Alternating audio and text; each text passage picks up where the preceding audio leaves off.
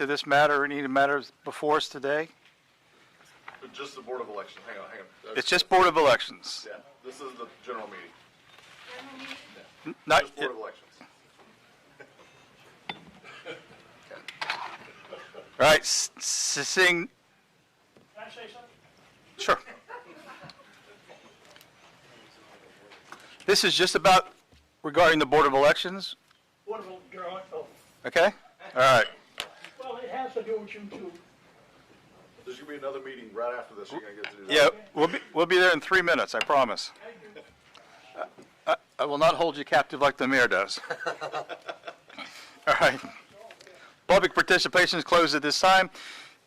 This is to certify the certification of the Turnbull Bond Referendum. The city attorney, please read the resolution by title only. Resolution BOE 119, a resolution of the Board of Elections of the City of New Smyrna Beach, Volusia County, Florida, declaring the results of the 2018 general election for the New Smyrna Beach Turnbull Preservation Project, providing for certification of results, providing for conflicting resolutions, and providing for an effective date.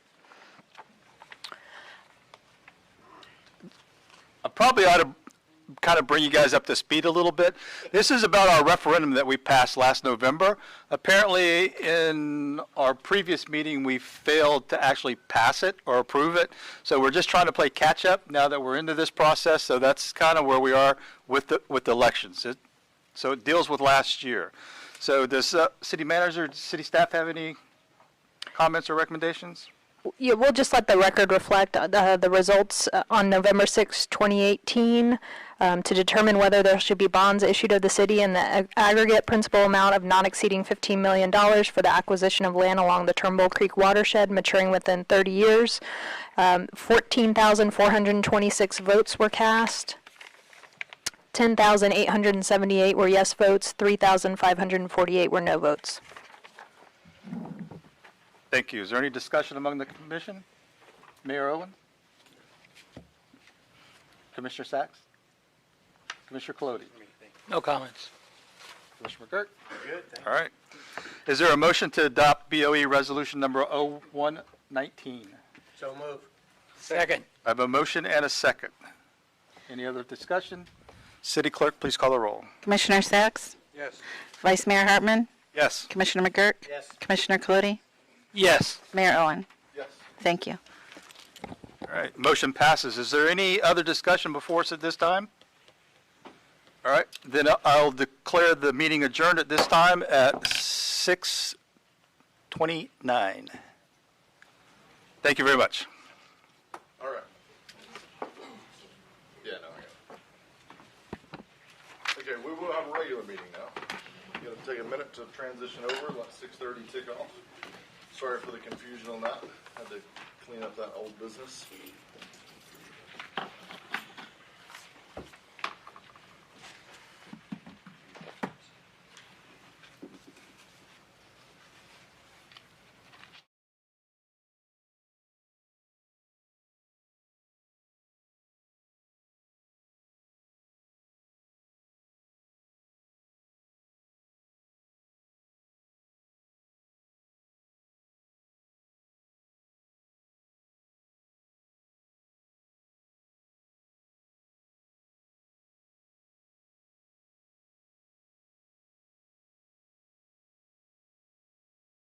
City Commission for Tuesday, August 27th, 2019 will come to order. Please silence those cell phones. City Clerk, if you would call the roll, please. Mayor Owen? Here. Vice Mayor Hartman? Here. Commissioner Colodi? Here. Commissioner Sachs? Here. Commissioner McGirt? Here. Thank you. All right, first item up, the Police Department Chaplain Pete Carter will give the invocation. Please stand for that and remain standing for the Pledge of Allegiance.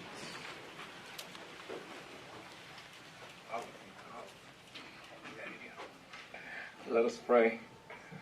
Most holy and most gracious, kind God, we thank you for this day. We thank you for this opportunity to assemble and to discuss those things that might help to make our communities a better place to live, a better place to serve, in a spirit of fairness and equality. We thank you for those who serve here, who reside here, who visit here. We pray, oh God, that as they come in and out of this place, that they will find them a welcoming place, a place of love, a place of hope, a place of peace, and a place of rest. We ask that you continue now to bless us all. In your matchless name we pray. Amen. Amen. Okay.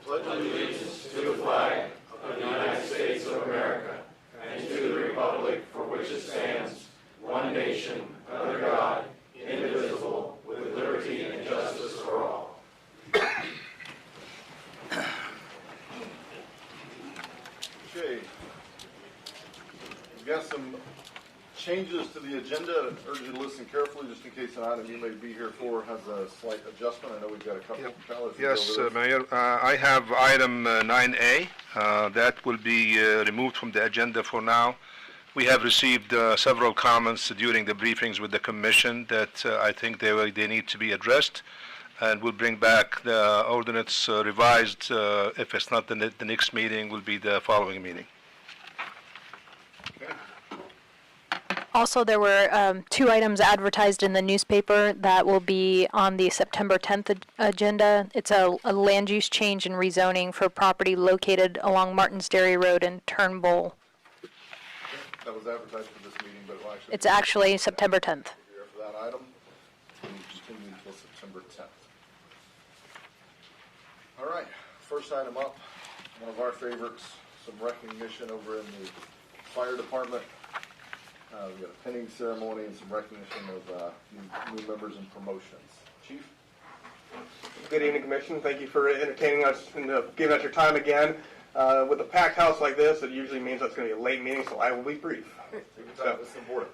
This is important for us because every time this department grows or changes, we need to fill those roles. And we had Lieutenant Brian Grace, who was a long-time lieutenant with us, retired, went on to work for another fire department, believe it or not.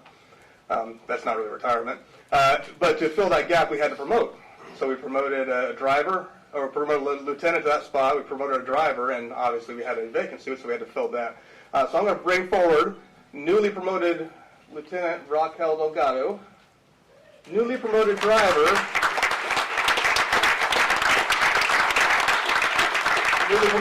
Adam, sorry. And our newest, youngest face, new hire, Kyle Roberts.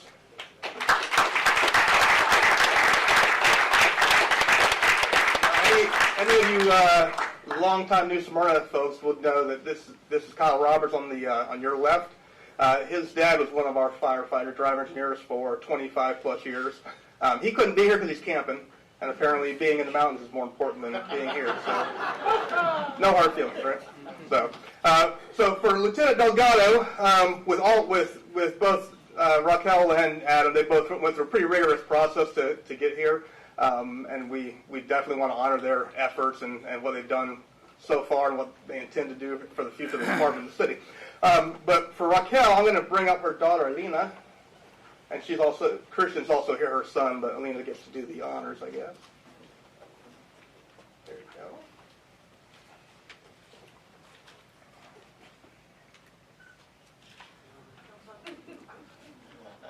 Adam's wife, Rebecca, is here along with the kids, or his mom and dad. So I'm going to bring Rebecca up.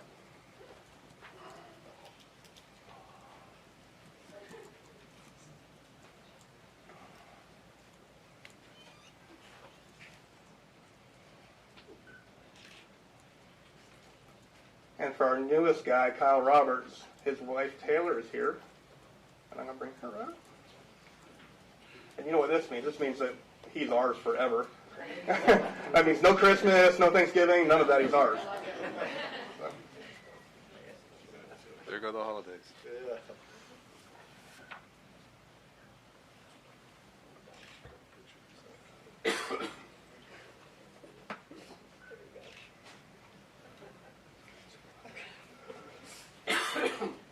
All right. And I have a certificate for the 2 promotees. Adam? Spelled right. And if I could bring up the commissioners who would like to come up.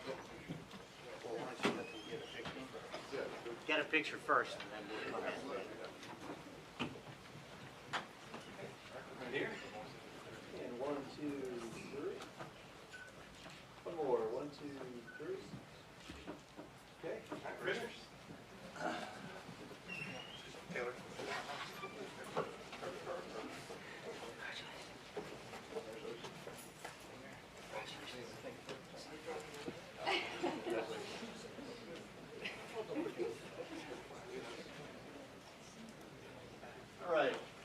behind me. 1, 2, 3. One more. 1, 2, 3. Good.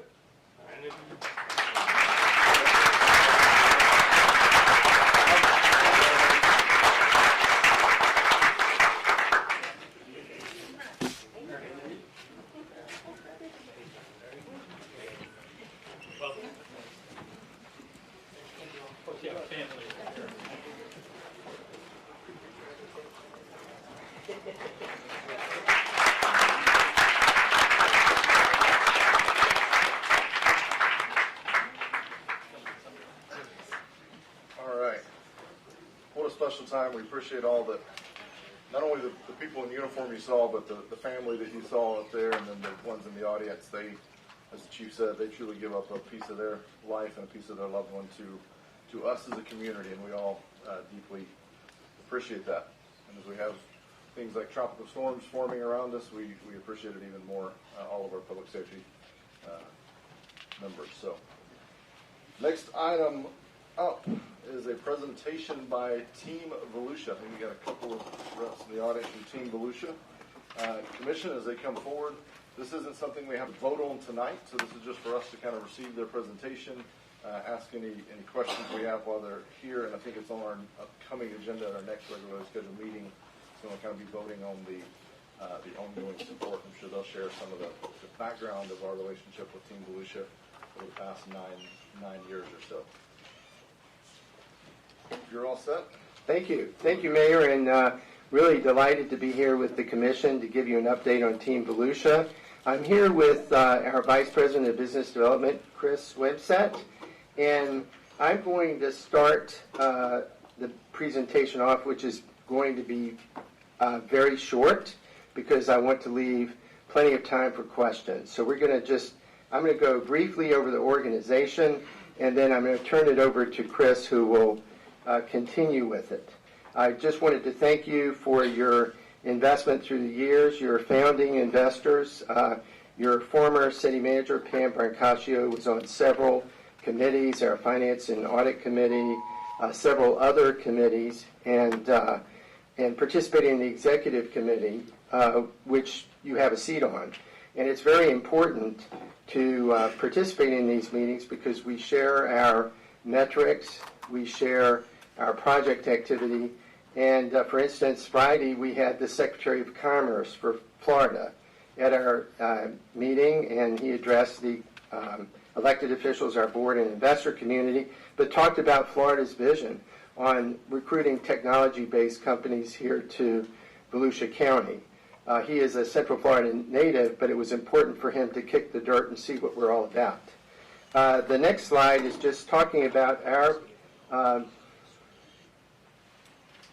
let's see, where would I aim? Here? Yep. There. Okay, thank you. The next slide is who we are. We're a public-private partnership. Many of the counties have organizations like ours. We have the advantage of having both public and private sector dollars. 46% are public, 49% are private, and then we have all 7 colleges and universities at the board of directors level. Next slide is just about our 90 private sector investors. We're very proud of this. We have more private sector funding, and that's important because we use the public sector dollars for organizational costs, salaries and rent. The rest of the private sector money, or the private sector money, goes for our programming, which is so very, very important. And it's a great leverage of dollars, public to private. You can see we're over matching public dollars to private dollars almost evenly.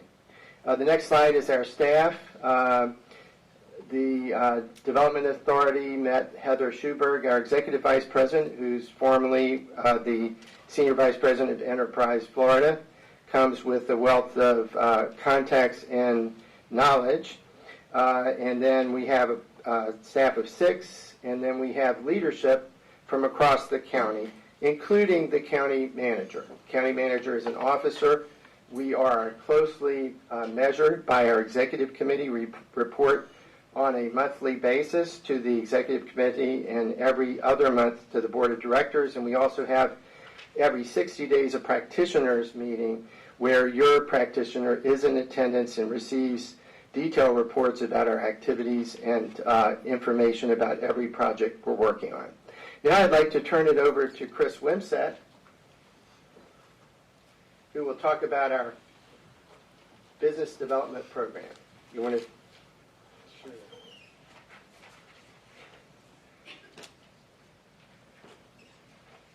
It's me and technology. I apologize. I'm from another century. I'm going to stand right here too. Well, thank you so much. I know you have quite the agenda today, and so we wanted to give you an update on the things that we're working on this year and that we've worked on in the past, but you have to put some of that into context. You really need to understand what our organization does compared to other organizations and how the whole system works together, including the city itself. So what we wanted to do here was talk about the four main, I call it the four buckets, the four main areas that we focus on, and we're going to go through those very quickly to give you an idea of the money and the activities that we do on a daily basis. So the first thing that I wanted to talk about was business outreach. This is something that I think a lot of folks think economic development organizations do, and they do this. We do this. We spend well over $130,000 a year, sometimes more, sometimes less. This year, that's the amount. We go to 25 or so events a year. These events are all over the state, all over the country, and all over the world. We actually just came from one an hour ago, where a lot of our colleagues are as well. We actually had one yesterday and today, where we were promoting New Smyrna Beach. As it turns out, on 44, there's some property that we were promoting. So anyhow, this is something that we do all the time, every day, with full force.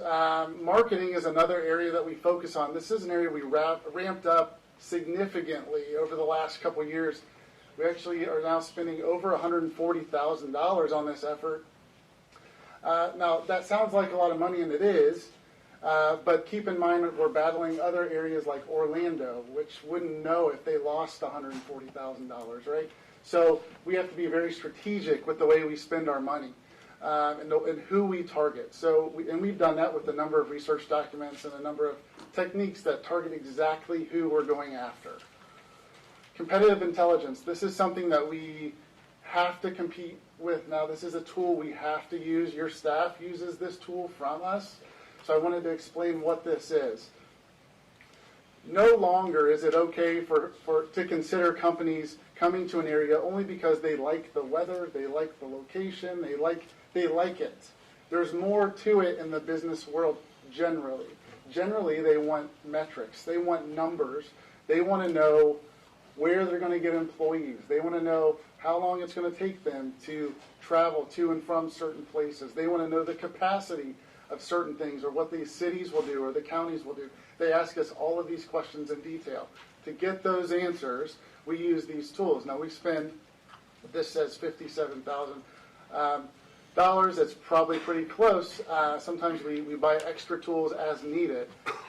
This is a service that we provide for our cities. So what we do, and actually this happened just today, and our members as well, and some of our partners who are sitting in the audience who are wonderful, they will reach out to us and they will ask us, hey, I need certain pieces of information that I can't find. How do I find this for my client? How do we convince them that this is an area to be in? We use these tools to get answers. So that's kind of the answer on what these types of tools are. And then community assistance. So this is historically an area that we did not focus on directly, but it's certainly something that we've spent a lot of time, effort, and money on. Here's an example of some of these. I can walk through them real quick. So we did a site readiness study. This is a very serious issue that we need to look at in this county and this city, and that is, what is developable? How do we make it more developable? How do we make things more competitive over time? What do we strategically have to invest in? And we've spent significant dollars to get those answers.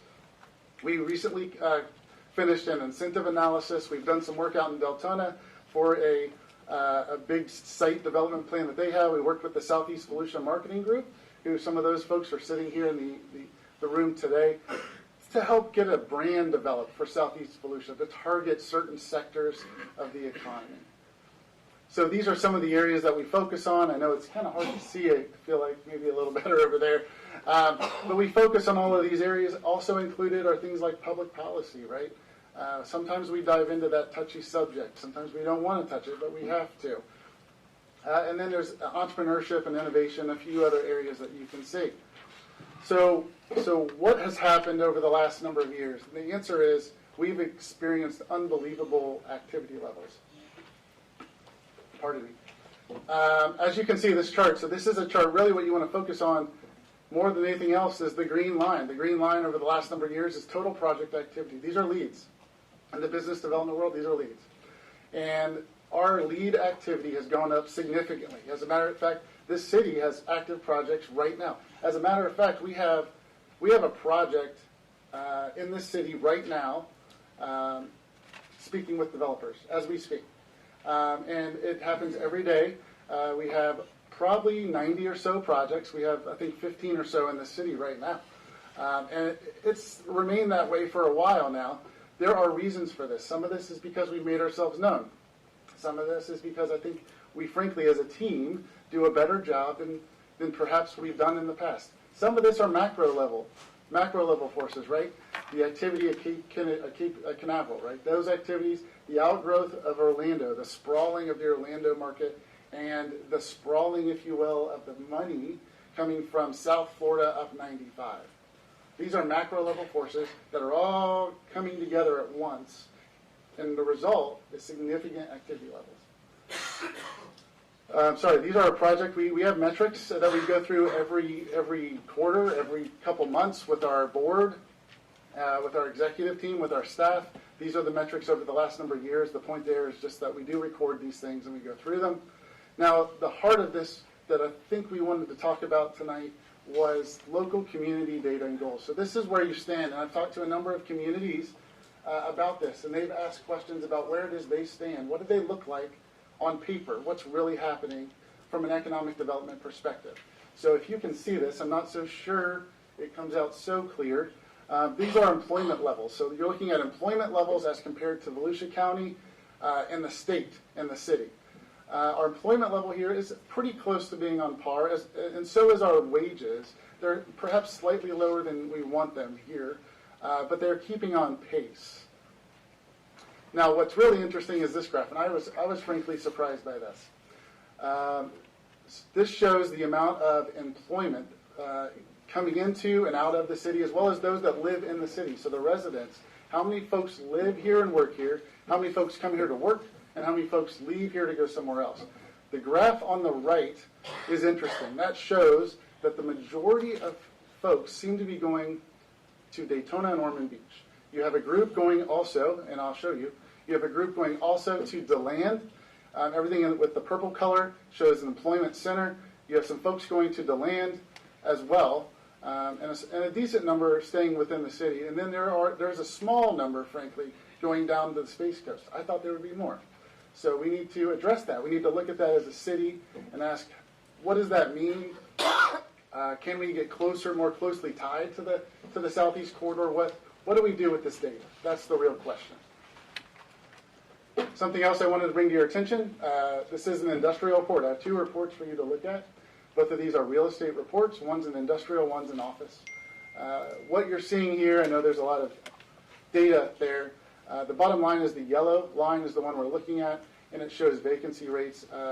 We are extremely low at the moment. This is not a phenomenon just of the city. This isn't something the county is experiencing. This is something the state's experiencing.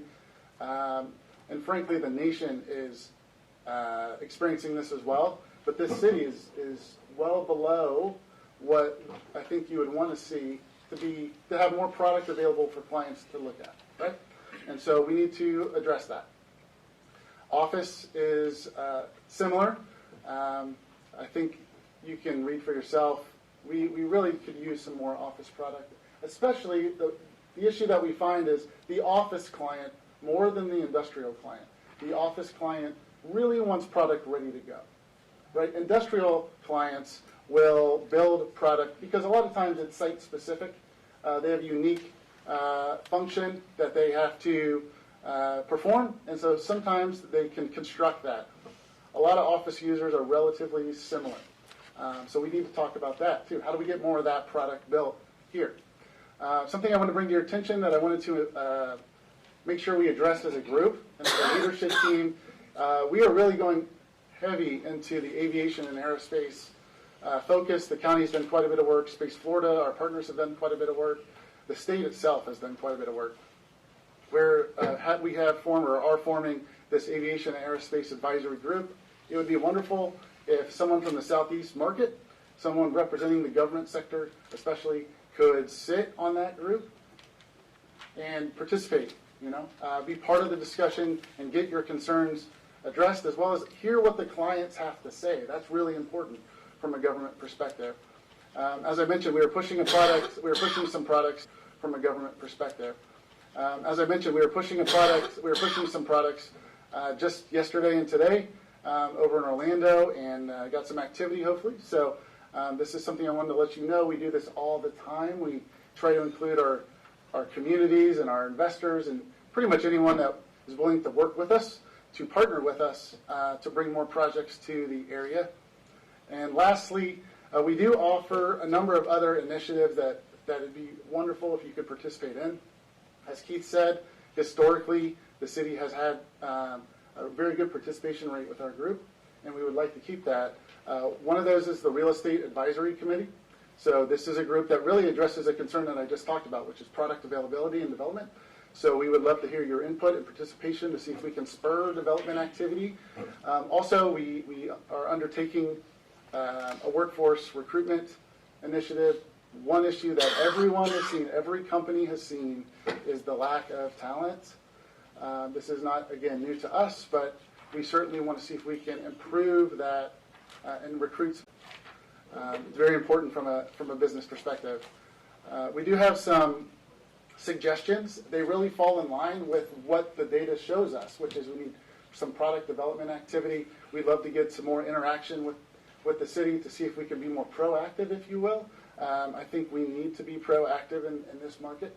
I think the opportunities abound out there. I would encourage everyone here and everyone on council to be your best advocates. This is something that a number of our clients have said they've heard. We actually had some projects in not this community, but in the southeast area that got some negative attention, and the client heard it, and it was a problem. So be your own best advocate. Just a reminder there. And then there's a handful of other suggestions that we really would just basically like participation and proactive approach to business development. Like any other business, we need to be proactive. That is our presentation. I try to make it short and sweet. It's generally twice as long. Maybe 3 times. We appreciate it. Yes, sir. If you would, as a lead by, if you go back one slide while we. Thank you all for being here. Thanks for being considerate of the time on our agenda, but this is certainly important as well. I'd point out for our commission, if you haven't listened to it, the Economic Development Advisory Board has heard a presentation of Team Volusia, I believe 2 now. One at the very last meeting. I encourage you to go back and listen to that. It was a much more comprehensive presentation with a lot of detail. So I did go back and listen to that. I've got a couple questions, but I'll open it to the commission first. Any questions or comments for Team Volusia? Please. Thank you, Mayor. First, I want to thank you for coming out tonight and sharing this information with us. The one question I have is we're a pretty small community. What does the typical site look like for the companies that you're attracting? And in other words, how much acreage do they need? How big of a building do they need?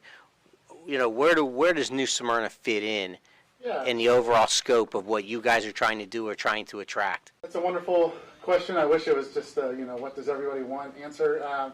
But the majority of our clients, frankly, are, I'll call them smaller projects. I would love if they were all 1,000-person projects, but they're not. We get a lot of 20 and 30, maybe 40-person projects, okay? So generally they want an office building or a flex industrial space is very demanding or very in demand now. You're looking at maybe 20,000 to 50,000 square feet. So an acre to a couple acres would be sufficient. Something that we've encouraged all of our cities to do is to see if they can get flex industrial built. It's a relatively modest investment. You're not going all in. You can share costs with the developer in some instances. And the market for it is huge right now, huge. I bet the vast majority of our projects fit in that window. Actually, the client that's here right now, he's in that window. And the beauty with that is it can be all office. Go, Mike. Sorry. The beauty with flex space is it can be converted to all office. So for those office users that need 25 or 30,000 square feet of space, it can be an office, or it can have manufacturing assembly in the back. So I would say the last 8 or 9 projects have looked at flex space. In fact, the last project that we worked collaboratively with all of our partners, which you read about, Oralis, is only taking a small amount of space at Microplex, but then will, for their engineers, only employ 24 high-paid engineers, which could fit in any city we market. 24 people in an engineering firm. When you say fit in any city we market. 24 people in an engineering firm. when you say flex space, what do you mean? What is flex? Flex is you've got taller ceilings, not 24, but you have taller ceilings. The front part can be built out as very nice office if it's needed. And then you open a door and you go into assembly space or manufacturing or distribution space. Yes, please. So something that you might, for as a visual, imagine a big box retailer, right? So imagine a Walmart, size-wise, and you can divide that up in certain segments, certain suites, if you will, or condo units. Perfect. So old retail is actually a convertible thing now. Thank you. Yes, sir. We have Kmart, the Let's say- Kmart building, like we're, the old we're, I would think love, I think we've shown that. A lot. thank you. Other comments or questions? Vice Mayor? I'm good. Comments or questions? No. Jake? Just a quickie.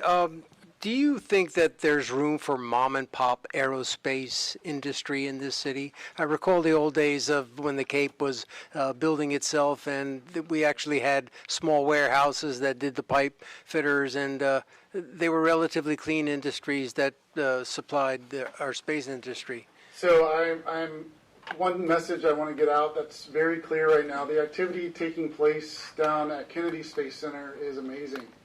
The privatization that's taken place has spurred activity from all over the world. The vast majority of the companies that are looking at this area are small in that sector. Mom and pop would be a good description. A lot of them are angel-backed or venture-backed because they don't have a big history to pull from. Banks won't fund them, but venture dollars will, and they're in really high growth, high risk segments. And so a lot of them will have 20 people max, and they might have someone who's been doing that type of work for a couple years. So, kind of a mom and pop history there. So absolutely, that is what we're seeing a lot of. And quite frankly, a lot of those projects take a lot more from us because they need a lot of hand-holding, right? Because they don't really know they've never grown to that next level. So I did a call today, just 2 hours ago, with a group from Europe who needs all sorts of help that the typical large business wouldn't need. Okay. Does that answer your Thanks. question? Yes, it helps. I'd like to add it. And the board and executive committee has heard me describe these air shows that we go to, and I know some of you have experience. But the typical meetings that I have at the large air shows are with small to medium-sized manufacturers and employers because the vision is we're meeting with Boeing, we're meeting with Northrop Grumman, we're actually meeting with companies that manufacture and assemble widgets. We're meeting, these are 25, 30, 40 person companies from Italy or Germany or the UK. That's the typical client that will meet with us and that we continue on with the projects. And those projects are absolutely perfect. I was amazed the first time I went to the air show because you had the carpet manufacturers, you had the leather manufacturers for the corporate aircraft. It's not, of course you have the big defense contractors, but it's all the small. There are 2,500 exhibitors there, and many of them are small. They're not all the big boys. Thank you. Thank you. So last couple of comments and a few things just to kind of get clear. You addressed a couple of those, Keith, and I appreciate it. One thing, when you say developers, Most of what we deal with in this space and developers is you think of somebody coming in to build 100 homes. When you say the word developers, you're thinking of someone's coming in with a business. It's not residential development. No, we don't work with residential. You don't work with residential at all. well, we have worked with residential, we've steered them, but we don't, we focus on commercial industrial office. Just want to make sure that's Yeah, clear. And then you just touched on another big thing that I hear and see a lot. You know, the projects that catch a headline that you all go after are the Blue Origin type projects. You know, that those catch the headline. And so sometimes the perception can be, certainly the comments that I've received are, you know, hey, why are we always going after those big things? Because New Smyrna Beach will never stand a shot for that. Their executives will live here, I'll guarantee you that. But the project is going to be somewhere else. And so what you just said was, yeah, that's what catches the headline, but you got a lot of other stuff going that would be of a scale that would fit not just the executive and the C-suite that would live here, but that the jobs would be centered here as well. Absolutely, yeah, that's perfect. That's in the target market. Absolutely. And I've continually heard, and this is along the line of Commissioner McGurk's question, I've continually heard, and you have it kind of laid out here in what you have on the screen, that we do struggle with some site readiness. Yeah. It's not necessarily a lack of land, because that's the one thing I can't make any more of. Oh, right. But we can get sites ready from utilities, infrastructure, maybe even flex space, zoning type stuff. Is there a particular hurdle that you see as the number one hurdle? Like, what's the main reason, if there is one, that's people are choosing to not come here? When you show that site of Kmart, what do they walk away saying? What I would recommend, that I've recommended for all of the municipalities, and it truly holds very true, is pick a handful, pick your top 10 sites for a particular type of project. And let's get the messaging correct, let's get the utilities correct, let's get the zoning correct, let's get those correct. Those are the closest to being marketable, right? Let's get them there. Let's get them to the line, so that when we go out, we can confidently say, this one's ready to go. This one's, or if it's not, it can be ready to go in a couple months, and here's what has to happen, right? It's knowing these answers. What you can't do with a client is you can't go in front of them and say, this is a big plot of opportunity. Yeah. That has a lot of unknowns. Yeah.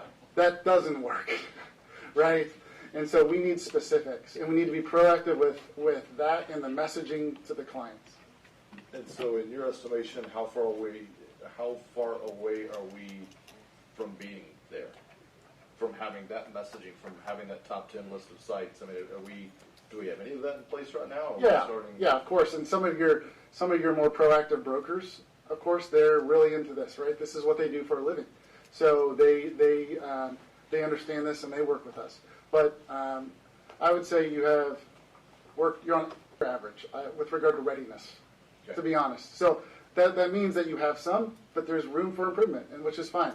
Let's figure out what that is. Okay. Yes, please. Oh, please.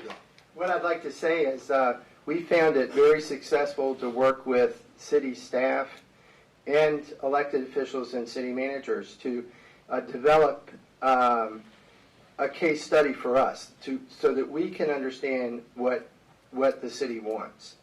So we work with 16 cities, so it would be very wise for staff and you to say, Keith and Chris, this is what we're after. We want this type of business. And Mayor, to your credit, I have gotten your vision, but it would be wise to get a very formal vision of what the city would like.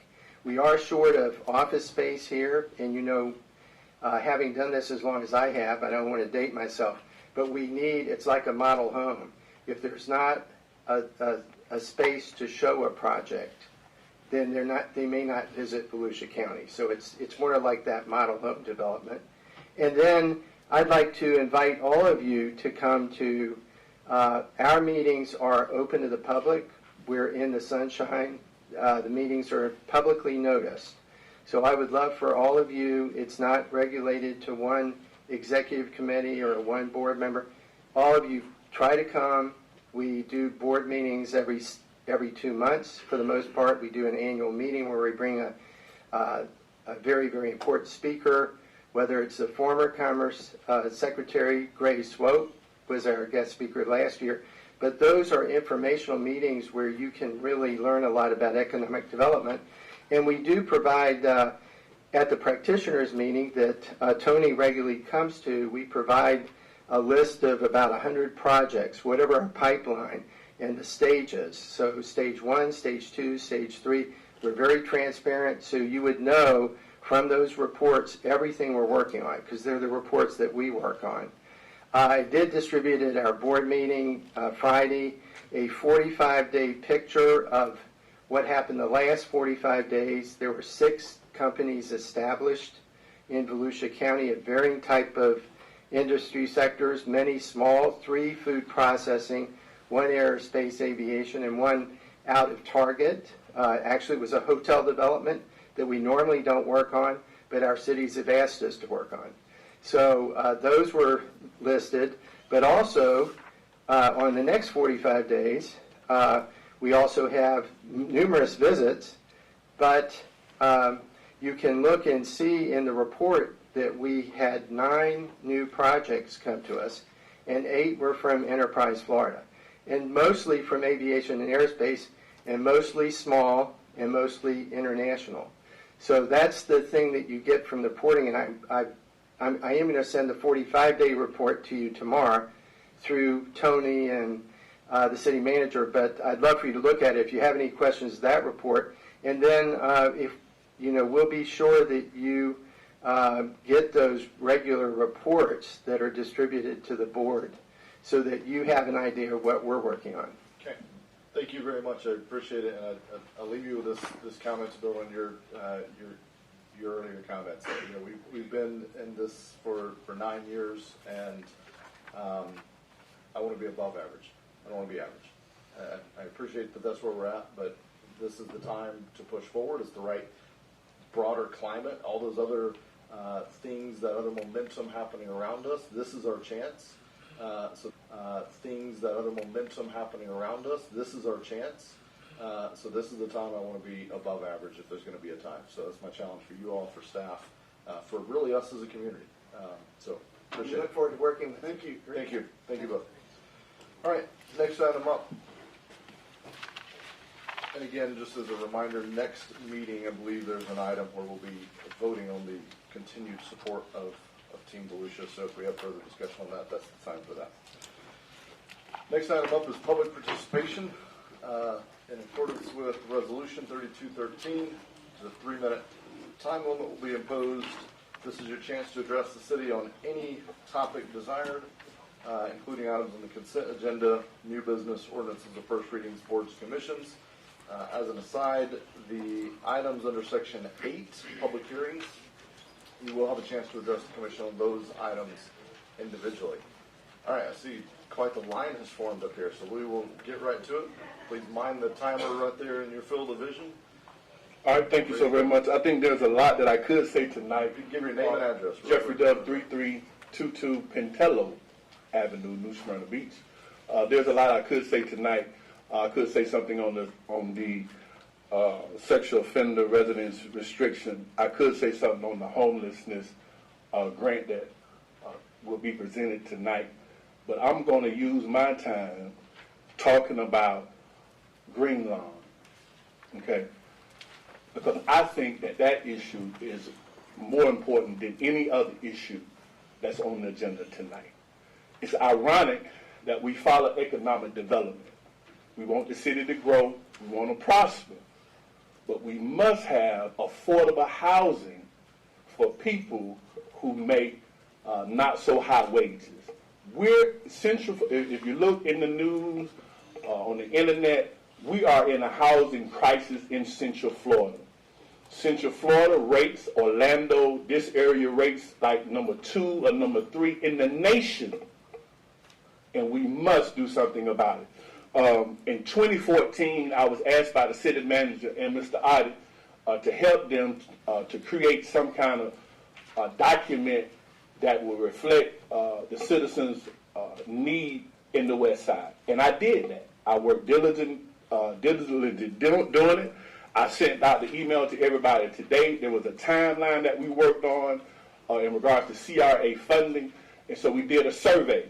The number one thing, we did 109 citizens, 89 was registered, 83 were registered voters.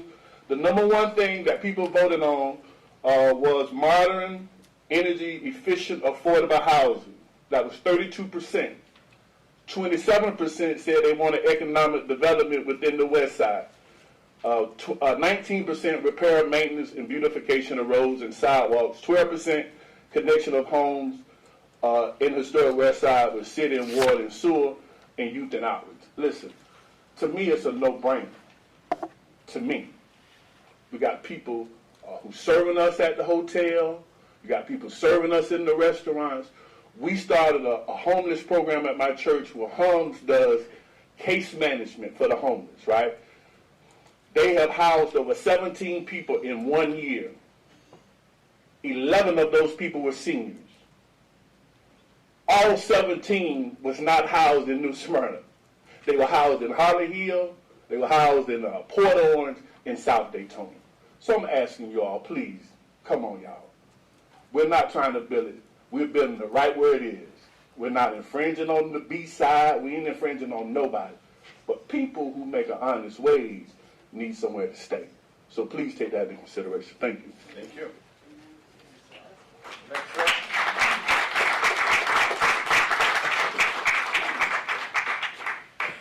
Next item up. Next speaker up, sorry. Good evening, Dr. Fred Cleveland, 1500 North Peninsula.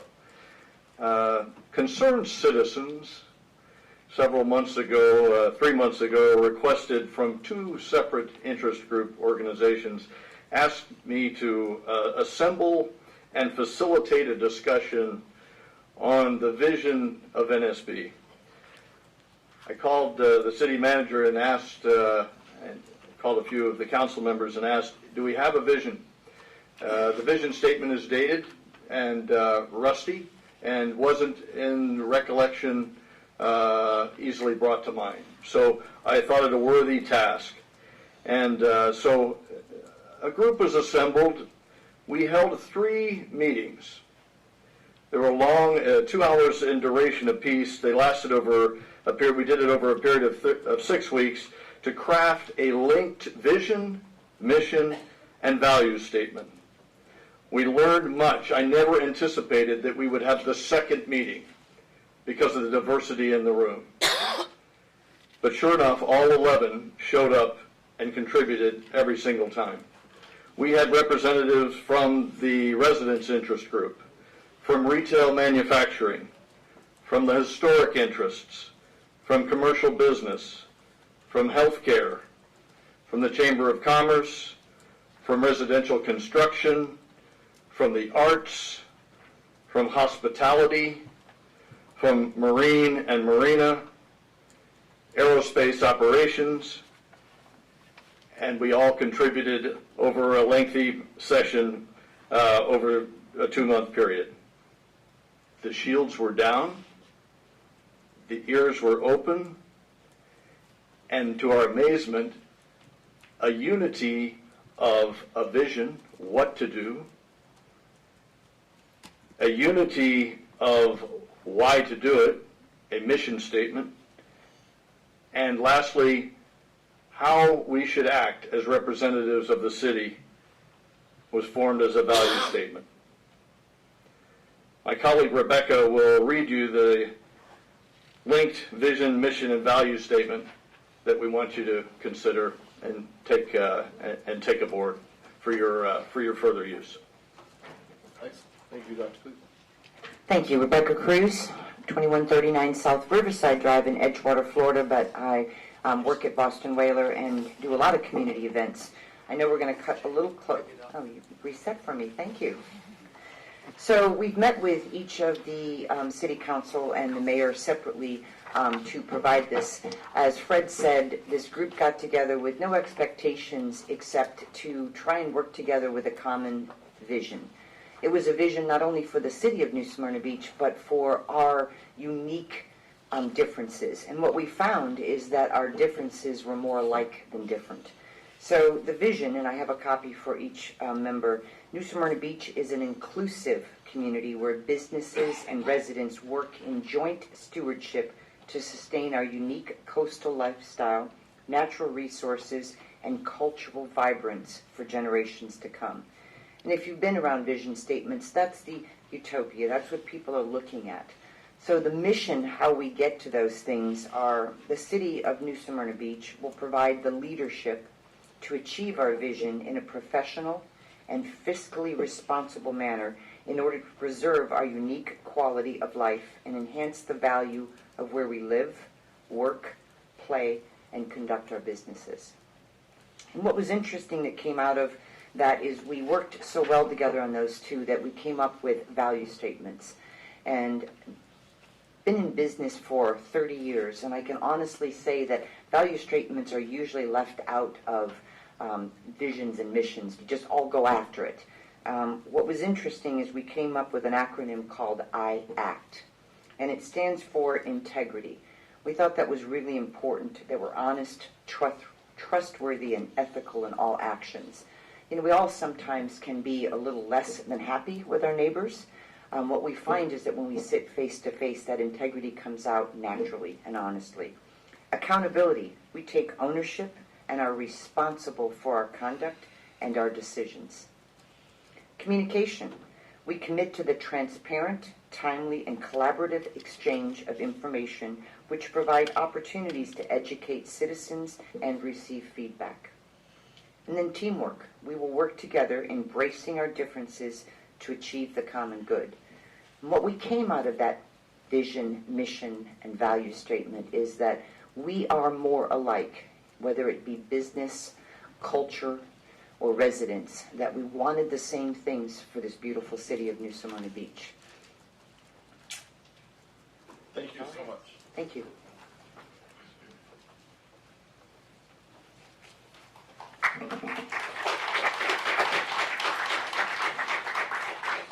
So, before the next speaker, just a brief comment on this. I really appreciate. I love when citizens come together on things like this, and this group I think has some uniqueness in how it's formed. And so I know we've got some stuff coming up with our strategic planning and different things. So I hope we will consider this as we go through that process, and as the rest of the commission has a chance to digest and comment on it. So Will do. please. Good evening. I'm Regis Sloan, 40 Lake Fair Green Circle. I'm here this evening as both a citizen and a housing authority commissioner to urge you, the members of the City Commission, to vote yes on Ordinance 06-19, which will permit the Housing Authority of New Smyrna Beach to continue with our goal and to actualize our goal of achieving more affordable housing for working people, for individuals, for the frail, and the elderly.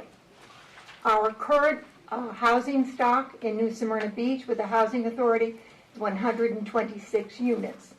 Currently, of the 31 bedroom units we have available, we have 300 people on our waiting list. 1 bedroom units in New Smyrna Beach are almost impossible to find. 1 bedroom units provide housing, equitable, careful, sustainable housing for generally senior citizens or individuals with disabilities. It's a grand community, New Smyrna Beach is. We can make it a better community if we all work together and decide that voting for Ordinance 06-19 is a good way for New Smyrna Beach to grow. Thank you. Thank you.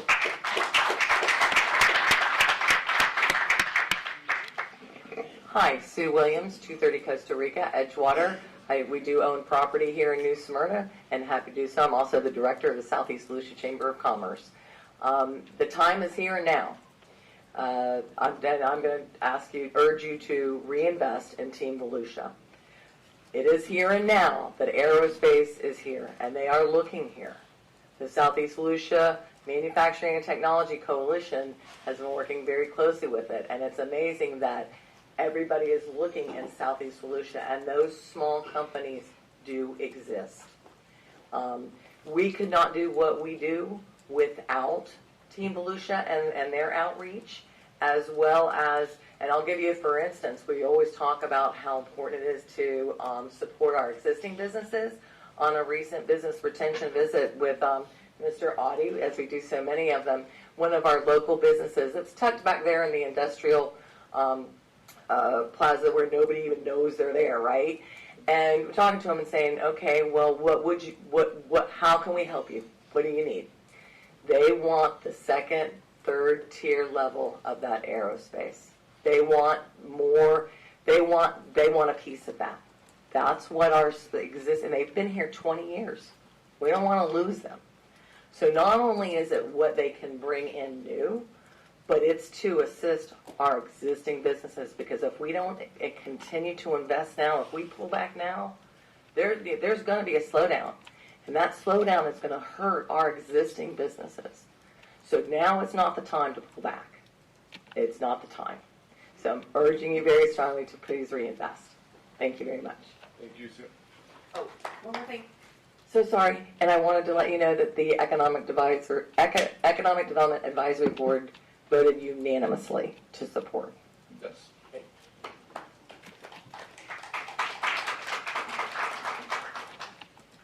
Good afternoon, everybody.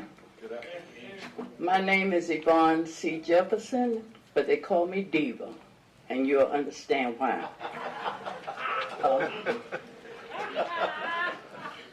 I live at 500 Brook Street, apartment number 5, New Smyrna Beach, Florida. I've been in New Smyrna for, we're not going to talk about how long, but I've been here. I'm here on behalf of the Housing Authority Residential Council, where I am the president of it. And my thing is, we need affordable housing. We have families that we've joined them in like a 3-bedroom apartment, and it's about 7 people living in that apartment, and that's not fair. We know that there is money floating in the air, and we know that we can, New Smyrna can afford to help us to get affordable housing. Mrs. Regis gave you the number. I don't have time to memorize numbers. But I'm gonna, okay, we're gonna have to do this real fast. Listen, look at me. We're looking. Okay. I've talked to some people that were homeless, and I had them to write letters. And this one, to whom it may concern, we need more affordable houses here in New Smyrna. We lived in a housing because we are disabled and can't afford regular housing. So many people tell us this all the time, and that they are struggling to just pay their bills because rent is so high. My son and I was living in a car for over a year because we could not afford apartments. Housing did not put homeless people on top of their list at the time for an apartment. It was very hard to live in our car, and we both wound up in the hospital because of it. We were so happy when the housing changed the rules, and we got an apartment. Please, we need your help to get more affordable housing here in New Smyrna. Now, look at me again. To whom it concerns, I'm a single mother with 2 children, boy and girl. I was living in a house, and I lost my job and was unable to pay my rent, $950 for a 2-bedroom. So, me and my kids has been sleeping from house to house with friends. I have been getting help from some agency that Mrs. Diva, see, everybody know me as Diva? Okay, has told me about. New Smyrna is so beautiful. I take my kids to the beach sometime, not for fun, but to bathe. I heard somebody say, huh? Okay. But anyway, I do feel that we all need affordable housing in this area for mothers with children and jobs to pay more so a single mom can be independent. Now, you know, I could read on and read on and read on, but it's no need of me reading on because I'm getting my point over to you. We need affordable housing. Thank you. Can I call you David? Thank you, Ms. Diva. I give you permission to call me Diva. All right. Thank you, darling. All right, who wants to follow Diva? That's the question. All right. Go ahead, sir. No problem. Brian Ma, 2709 Saxon, also known as Pirate. All right. I work in building maintenance, and I'm also the chief steward for the guys. And these guys, their pays need to be up. Starting pay is $10.65. We need affordable wages for these blue-collar workers. We hear, oh, you guys are doing a great job. Well, let's show it to the guys. When the hurricanes come, we're building, fixing the city up and getting everything straightened out. They're working in the heat. It's hot out there, and they're working their asses off. When it rains, we're out there with the floods. These guys do amazing jobs. We hear you guys tell us you do an amazing job, but let's show the guys with a decent living wage. They say affordable housing. A lot of these guys don't live in the city. Can't afford it. You got to have 2 jobs. Your wife's got to work. It's just really hard for these guys. So I'm just asking, let's show these guys appreciation and build up their salaries quite a bit, just like Daytona. All right. Thank you, Pirate. Good evening, Mayor and Commissioner and staff.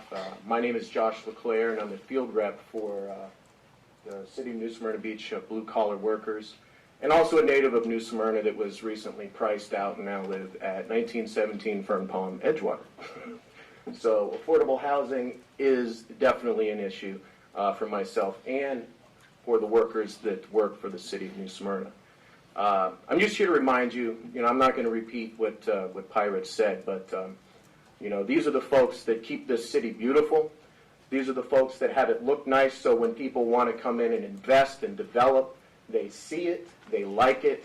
It's a beautiful place. And don't forget that these are the folks that make it happen. That, and a lot of times, especially when the storm comes, they're side by side with police and fire out there clearing the roads.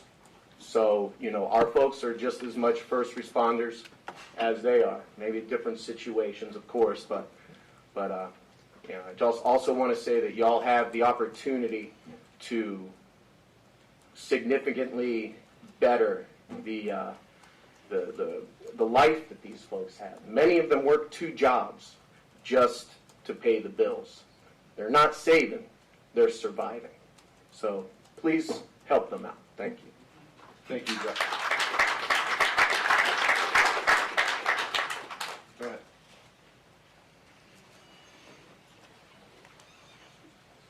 Hello, good evening. I'm Cindy Sherman with Grace Realty, and there's a lot of important issues here, not just mine. But I'm here to represent a couple of people from the inlet in the middle of Minorca. They bought condos. It's been a year this has been going on. They bought condos a year ago and thinking that they had short-term rental, and the city has made a ruling that they cannot have short-term rental. So we're trying to, I guess there's been an attorney involved sending letters back and forth, and they still don't have an answer. And supposedly the HOA is still paying on the attorney fees, but nobody's stepping up to the plate to give them an answer. So I thought if I came to speak, it would maybe get it back on the docket for them, and we could get some answers. So I appreciate your help on this. All right. Thank you. Thank you. And I know staff took that down, and we'll follow up with them and make sure we see what the latest status is. Okay, thank you. Good evening, everybody. Good evening. My name is Christy Hill, and most everybody here know me who works for the city because I've been in public state for 31 years, a long-time employee, and I've seen lots of changes throughout this city. And I'm here, on behalf of the employees' wages. This is why I think it's important to give the city employees raises, amount of money that is productive for them. Because by the city, giving the employees a decent raise, what it does, I think it's important to give them 6% raise because it shows that the city values its employees and what they are contributing to the city. It can boost morale, increase employee satisfaction, and encourage hard work. And that's what it's all about. We all work hard for the city, and we work with equipment, and it can be a very dangerous and tedious job. And as we know, the cost of living steady goes up all the time, as far as health insurance, affordable housing, and so on. And so, just like was said, it's important to make a productive amount of money in order to live by. So, Thank you.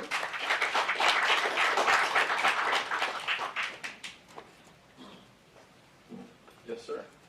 Aaron Day. I live in 2928 Travelers Palm in Edgewater. I work for the city of New Smyrna. I've been here 6 years, and we're out there like all the other people that work for the city. We work outside all day in the hot sun and still have to go and work a second job just to make ends meet. And we're just wondering, like, boosting our pay, our wages, so we can, like Christy said, boost morale, work harder, and show the city what we can do to make the city better, nice, so the visitors can come down here and see our progress. Thank you. Thank you.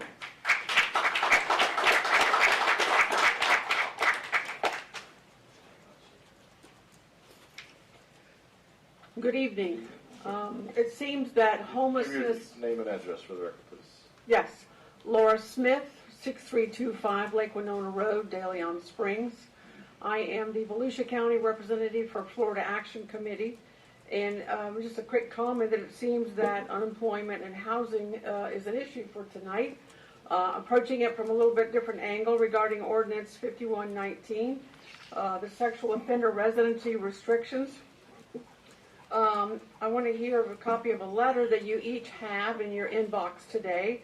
I don't know if you've seen it, but I want to express to you, and I'll read it briefly, that everyone will know our organization, Florida Action Committee, is strongly opposed to the proposed expansion of the sex offender residency restrictions, called SOAR, in the city of New Smyrna. The Florida Action Committee, who are we? It's a nonprofit public safety advocacy organization with over 2,000 members, including registrants, their families, treatment professionals, and other stakeholders. Our mission is to end the cycle of sexual violence and make communities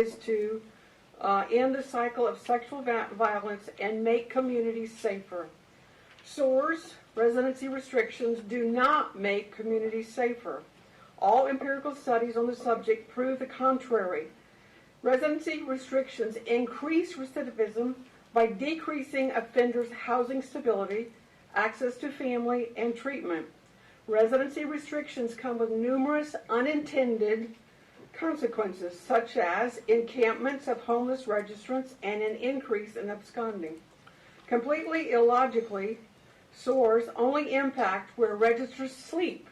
All it's doing is changing where they sleep at night, when schools are closed and children are at home sleeping. Importantly, severe transience problems did not exist prior to SOAR ordinances were enacted. Previously and still in place is the 1,000-foot buffer zone required by Florida statutes as part of the registration law and part of the special conditions of sexual offender probation. The state law serves the purpose of creating a buffer zone without unreasonably eliminating housing options to a point that creates a homelessness problem. You also have sent to you the report from the Broward Reentry Task Force, because they had to deal with this in a harsh way and found out their homelessness problem exploded. SOARs have been found to be unconstitutional, and in 2018, the city of Fort Lauderdale residency restrictions was found to be facially unconstitutional in the city of Fort Lauderdale versus Anderson.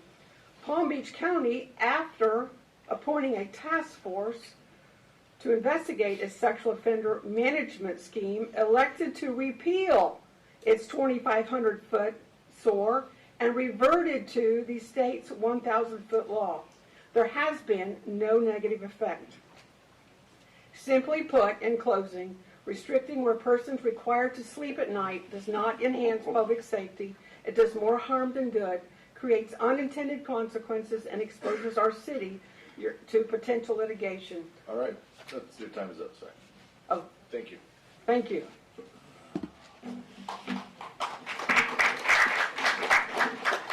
Can I leave you a copy of my letter? You can give it to the clerk there. Sure. I think I have it in my email, if that's the same one. Yes, sir, go ahead. Good evening. Good evening.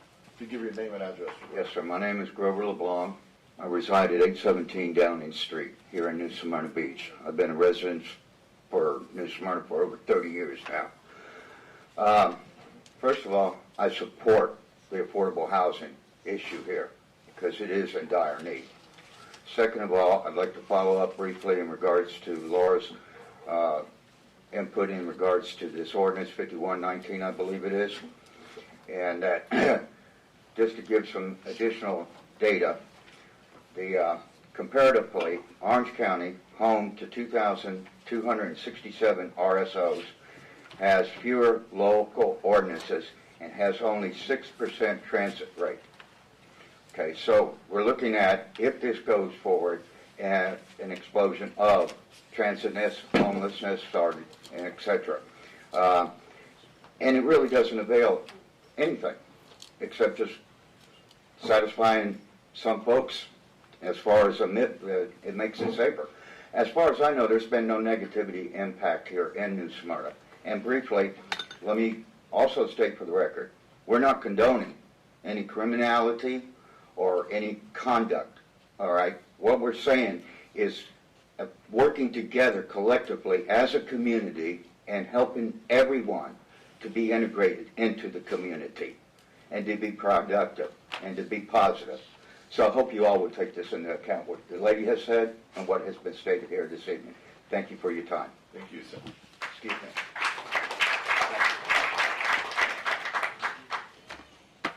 Other members, yep. Go ahead. My name is Frank Morris, 3132 Queen Palm, Edgewater, Florida. I used to live here in New Smyrna Beach many years ago in tiny trailer town. I used to have a business here in New Smyrna Beach beside Curly's, had a restaurant. What I'm here for is, I had an accident up here on Orange Avenue just the 2nd of the month. There was a telephone pole blocking my vision. I did a little yelling and screaming about it, and the pole is gone. One of them is gone, but the other one's okay because it clears it up a little better. It's more visible now. But there's a sign there. It says 30 miles an hour, and it's hanging on a sign that says dangerous intersection. If the council and the mayor could get together and get with the engineers, I think you could turn that around and just leave the dangerous intersection sign there and move that sign from underneath it a little further away so they don't gun it and hit it doing 30 miles an hour, because it takes about 2 seconds to get to the intersection. Because I was in the accident, I had my car totaled. I could have been killed.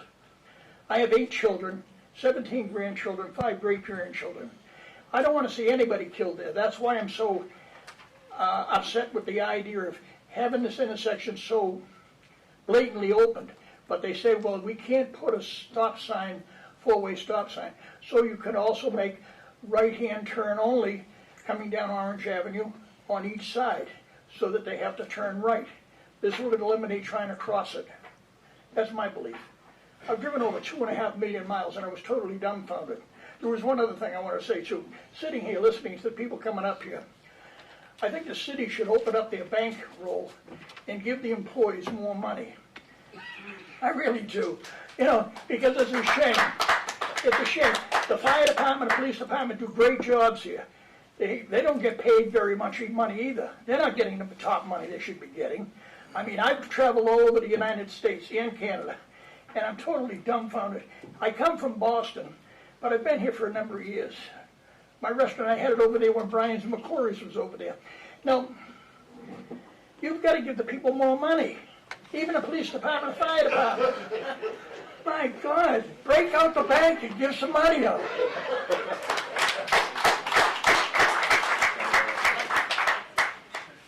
Glad you were okay in the accident, sir. I'm very grateful to be alive. We are as well. Hey, gentlemen. Hello. My name is Ralph. I live at 539 Wayne Avenue. Work for the city of New Smyrna Beach. Been here just about a year. And I like to back my fellow co-workers. There's different departments that we have. Parks and Recreation. They keep our parks looking presentable. People from out of town like to come here, spend their hard-earned money, and they make everything look presentable. Myself, my co-workers, we keep your streets, sidewalks, overhang cutbacks so people can walk up and down the streets, sidewalks, without getting hurt, tripping on sidewalks. I mean, let's show a little appreciation to us guys. We work really hard to keep our town looking presentable for you folks, and I think it's only fair. Thank you. Thank you, sir.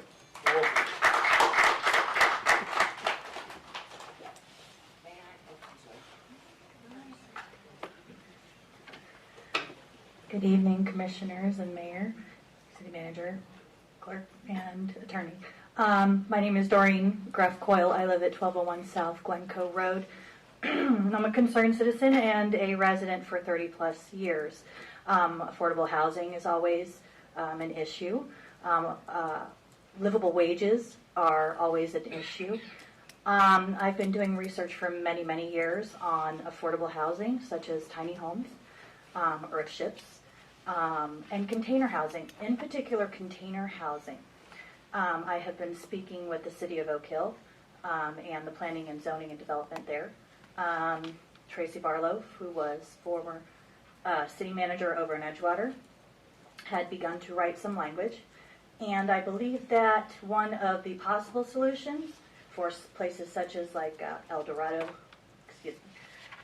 tiny trailer town, any kind of maybe mobile home parks that are becoming dilapidated, to fit in container homes because they're aesthetically pleasing, they're affordable.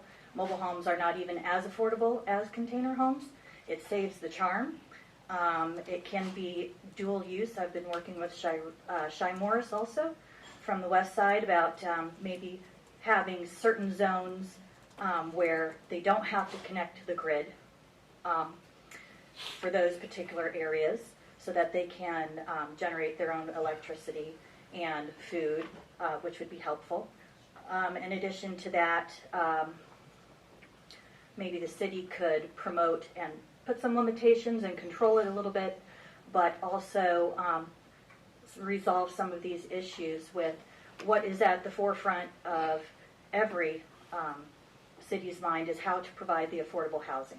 I think that this is a great way for us to move forward as the community grows with all of the developments that are coming. The secondary market, being a realtor, I know that the prices are beginning to drop, but there is still no inventory for the $100,000 to $150,000 market and under, unless it's something that somebody is going to have to pour a lot of money into.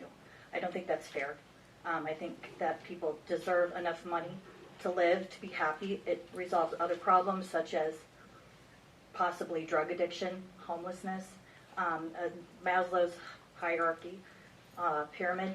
Safety is number one, which is just basically a home, a place to live, something to have pride in. And I think that would resolve a lot of our issues if we could start looking at what other countries and other cities are doing. That's it. Okay. Thank you. So I'm going to ask, I know I spoke before, and there might be, yes, it's going to be really quick. Rebecca Cruz, Boston Whaler. I'm also on the Southeast Volusia board, but I wanted to talk on behalf of Team Volusia. This afternoon I was with Congressman Waltz at an NMMA fundraiser event in Howey in the Hills, and a statement that he made that I thought was important to make here was that in the next 10 years there's a triangle area for the space industry, tech, to come in here. And it extends from Kennedy Space Center, Orlando to Ormond Beach. And I think about this area as a prime location for these small businesses. As a Boston Whaler person, and I was part of at least random manufacturing, it was important for us to hire enough people. We're up over 1,100. But manufacturing was important for us to hire enough people. We're up over 1,100. But I found that it is bringing these industries and high-paying jobs in here helps create more high-paying jobs and industries. So, Team Volusia does a fabulous job. I appreciate your support of that, Mayor Owens, and I just wanted to reiterate a comment that Congressman Waltz said. Thank you.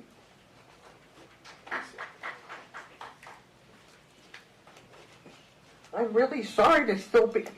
I have a thank you that's just weeks overdue. We all know you, but give your name and address. Oh, Lisa Martin, 618 South Pine. A few weeks ago, a little boy beachside had a very traumatic incident, and I called our fire chief, Sean, to say, hey, you used to have these little plastic hats. Could I pick up one of those little helmets just to take to this kid? He said, I could do better than that. And he sent a fire truck and some firemen down to this little boy for a few minutes just to make him feel better. And it was just a really nice thing, and thank you. That's really good. Thank you for sharing. I think Sean was here. Where did he sneak out? Sure he's listening. Yes, sir. My name is Will Roberts, 2618 Old Smyrna Trail. I am the candidate for the Volusia County Tax Collector position. My qualifications for this position are, I have worked 7 years for the Volusia County Revenue Division, which will be the tax collector's office. I have 7 years experience as a corrections officer in both Volusia County and Seminole County. I served 7 years in the United States Air Force. The reason this matters, the Volusia County Revenue Division serves as the tax collection agent for the city of New Smyrna Beach and all municipalities.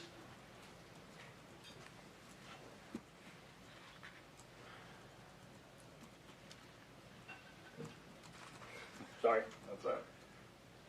It's going to be a long campaign. You'll get it down. It is, yeah.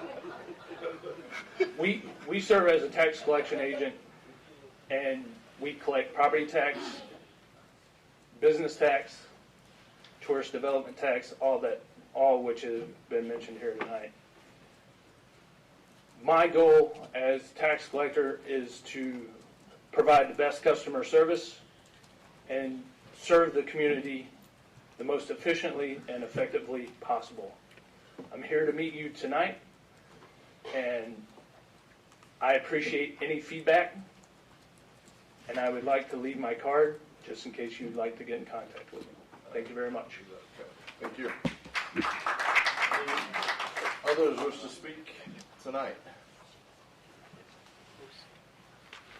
All right. I'm seeing no others. Last chance, closing public participation. To those city staff who spoke tonight, I know this isn't why you came, we will talk about in depth at other meetings, no doubt, but I do just want to say I echo the sentiments of many of the residents that came here tonight, but not only the residents who aren't here tonight, but I represent all those residents who aren't here that couldn't speak. We truly do appreciate all you do. And again, I know that's just words and you're looking for more than that, but it is not unnoticed. We have a staff that's second to none. And the comment that one gentleman made about the hurricanes, and our team in particular has to go above and beyond numerous different times throughout the year. One of which is coming at us right now. They stand there in the trenches with our public safety members in providing an important role. So we genuinely do, on behalf of the entire community and the commission, appreciate all that you do. And so that'll certainly be in consideration as the next few months unfold. All right. Next item up, consent. So is the meeting over? Is it? Let's just get started. Consent agenda. Next item up. There are 7 items on the consent agenda. We'll begin with the Vice Mayor. Do you wish to pull anything from the consent agenda? Mayor, I have nothing. Commissioner McGurk.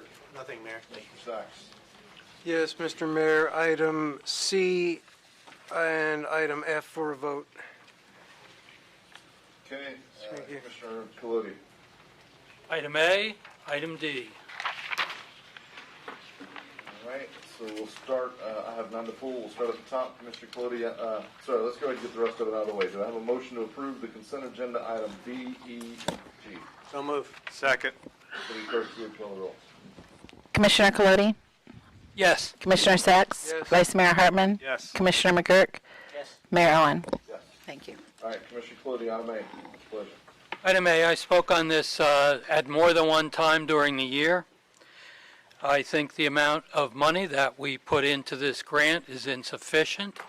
I at one point wanted to double it.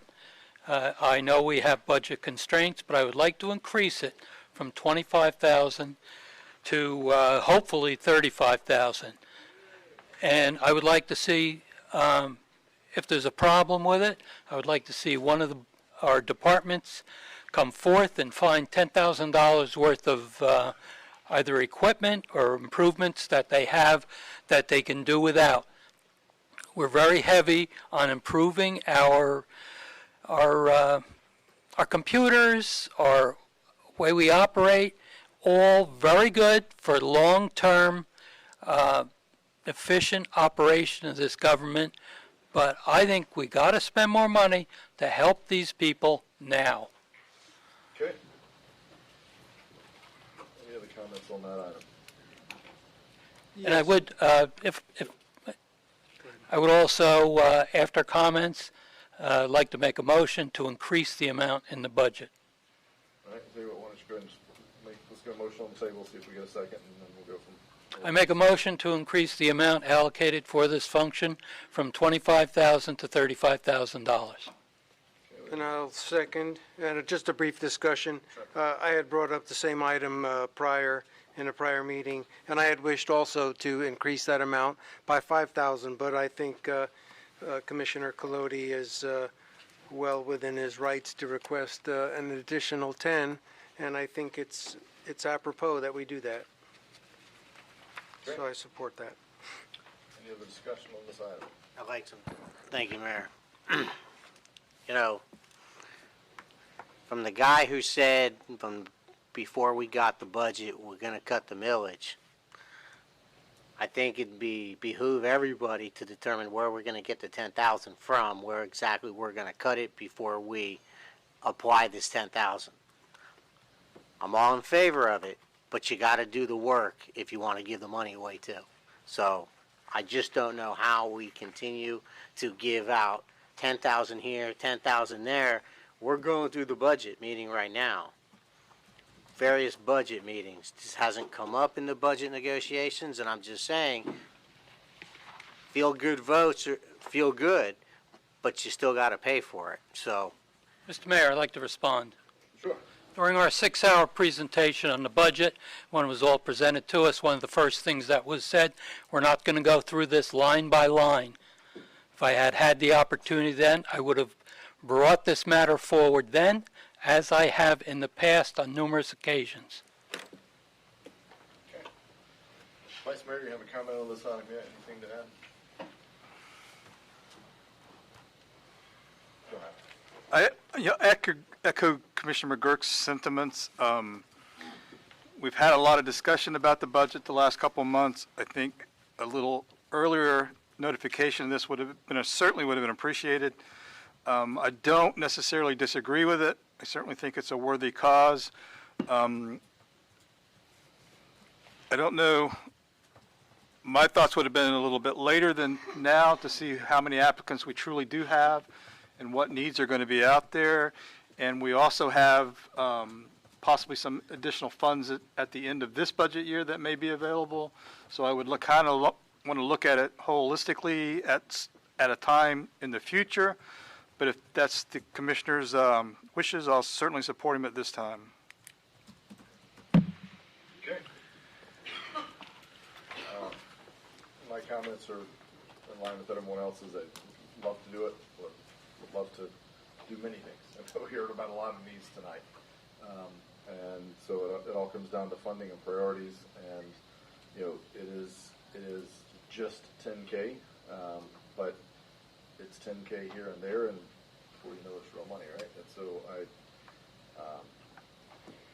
support it. I'm with Commissioner Hartman. I'd like to maybe take a holistic look at this. A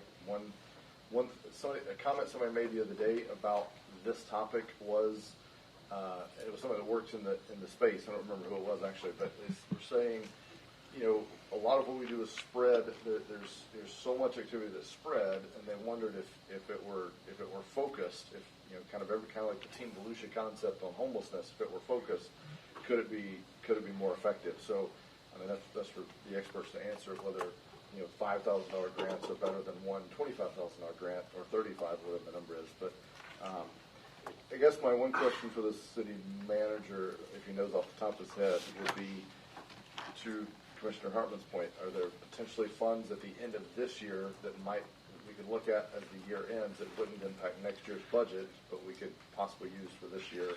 And we might have Commissioner Kalodi during his briefing has mentioned this, so we're prepared. If you decide to add it, I think we'll be able to do that. But this is for adding it next year. Yeah. In this coming budget. Yeah, in this coming budget. I guess what I'm asking is in the budget we're in now that we're about to finish. Oh. If there's leftover funds, could we fund it there as basically a proxy for next year, and then when we build the following year's budget, we can actually build it in the entire time as we're working on it. Top of my head, Mayor, I don't know at this point, but I will find out. At the end of this year? Yes, I'll find out. Sorry, go ahead. I'm good, Mayor. Thank you. So we've got a motion and a second. The motion explicitly is to put it in. This is approving it for the 2019-2020 budget, I presume, right? That is correct. Yeah. So would you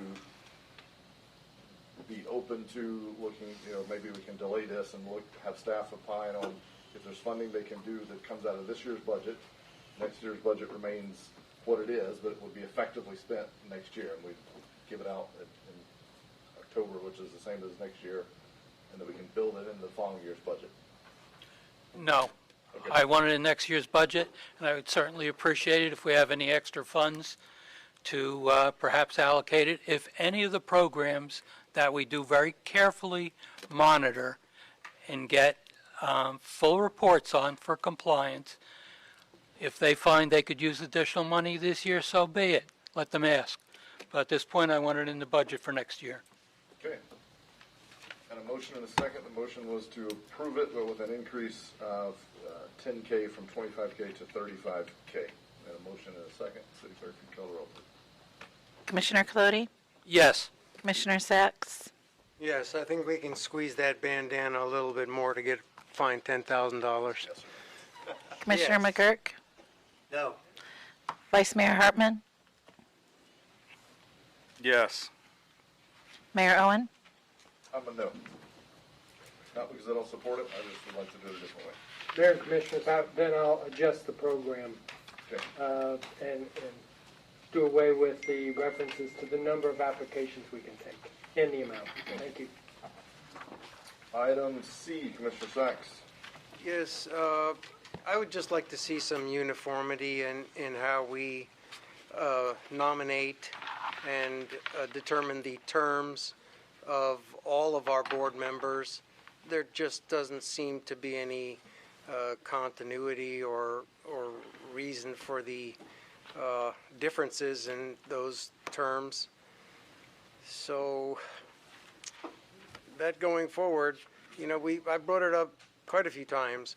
Like our planning board, you can serve 3 terms. It's just, we're all over the place on that. So, if I may, that's not what this item is addressing, so I think we could press forward with this one, but I have asked City Clerk, who's been extremely busy, but I know it's on her list, exactly that, to give us kind of a summary of, and she may be providing it for that, so if that's the case, then I apologize, but a summary of exactly kind of that matrix, what boards have term limits, what boards have residency requirements. Like there's not necessarily uniformity. It's not that every board has to be identical, but there should be maybe some logic applied to that.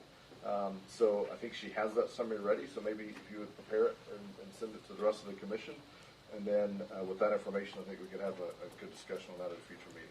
I appreciate the discussion, and I realize it is not exactly speaking to this resolution, but it is pertinent. And this is actually, the good news of this is it is bringing everyone onto that same platform of continuing to serve until replaced or reappointed, so we don't have boards that can lapse. All right, do I have a motion on item C? I make a motion to approve item C. And a second.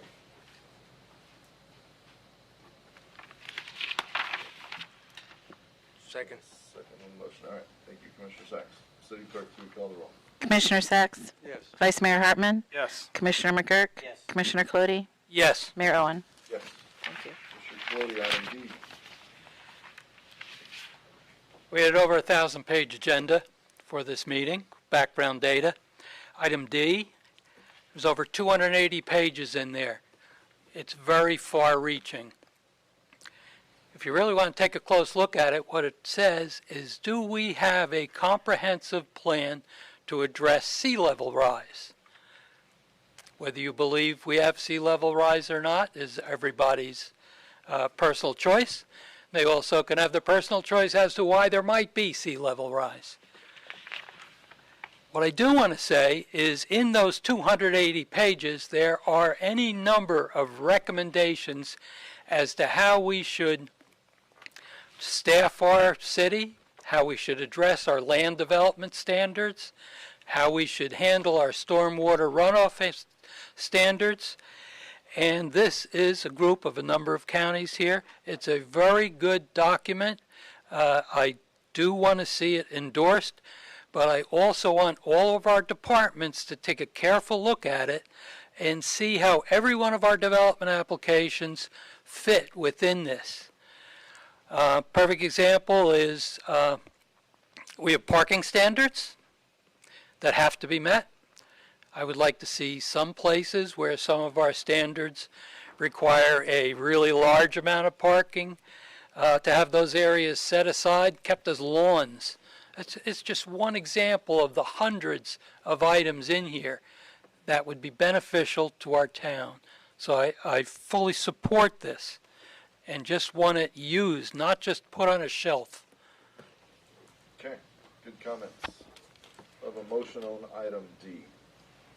I'll make a motion to approve. Second. All right, any other discussion? Yes.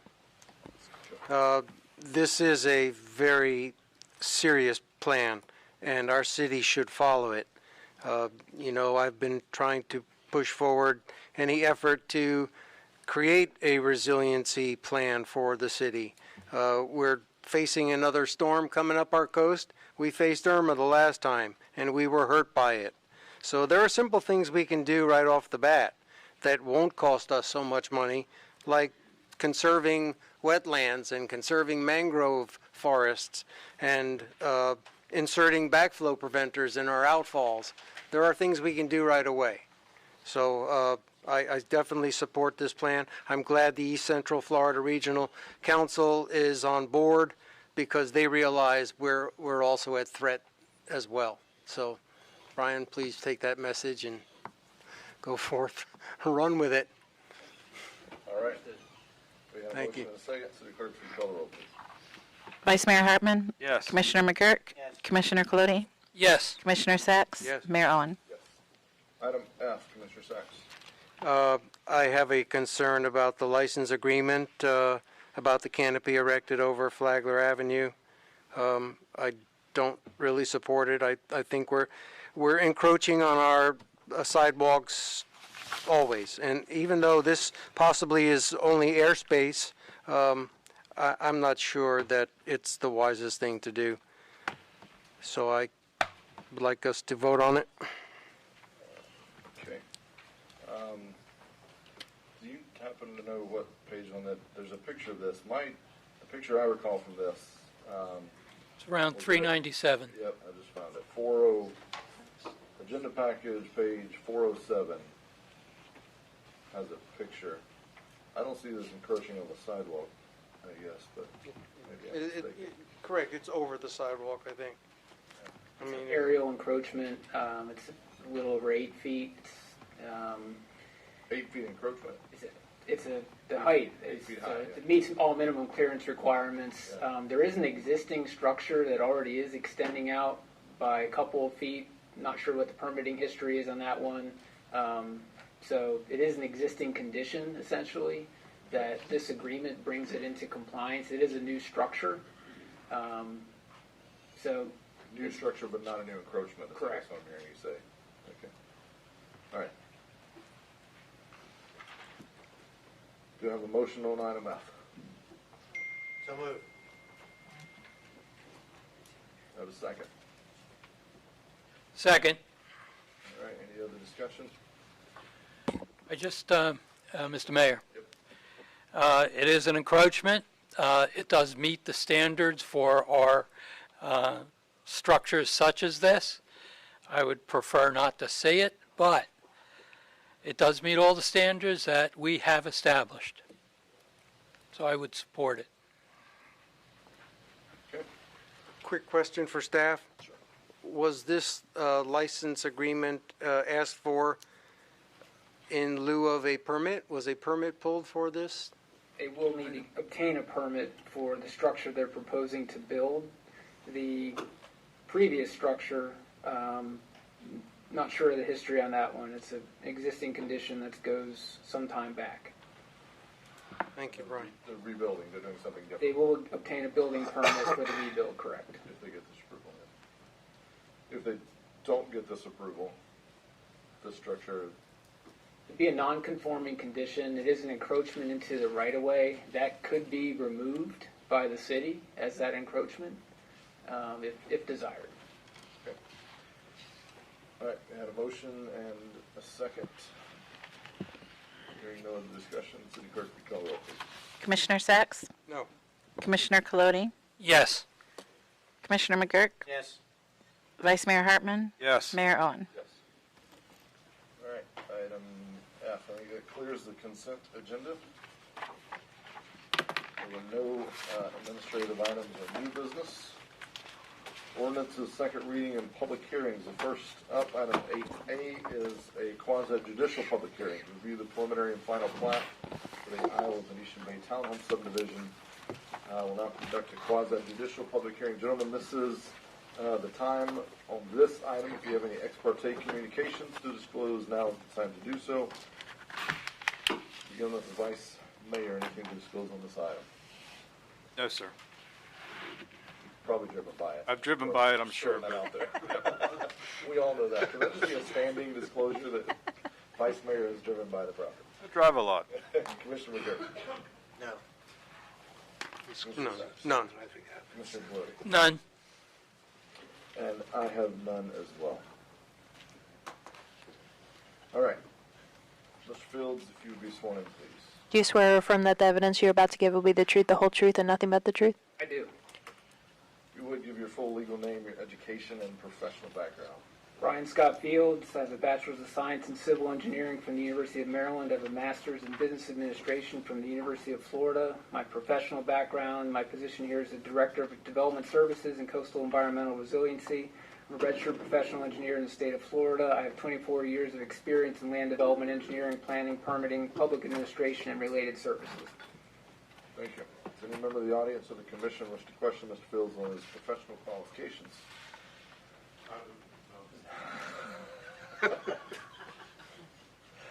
don't have, that's not in the script. You can't do that because I don't know. First of all, I mean, did you hear them? I mean, all right.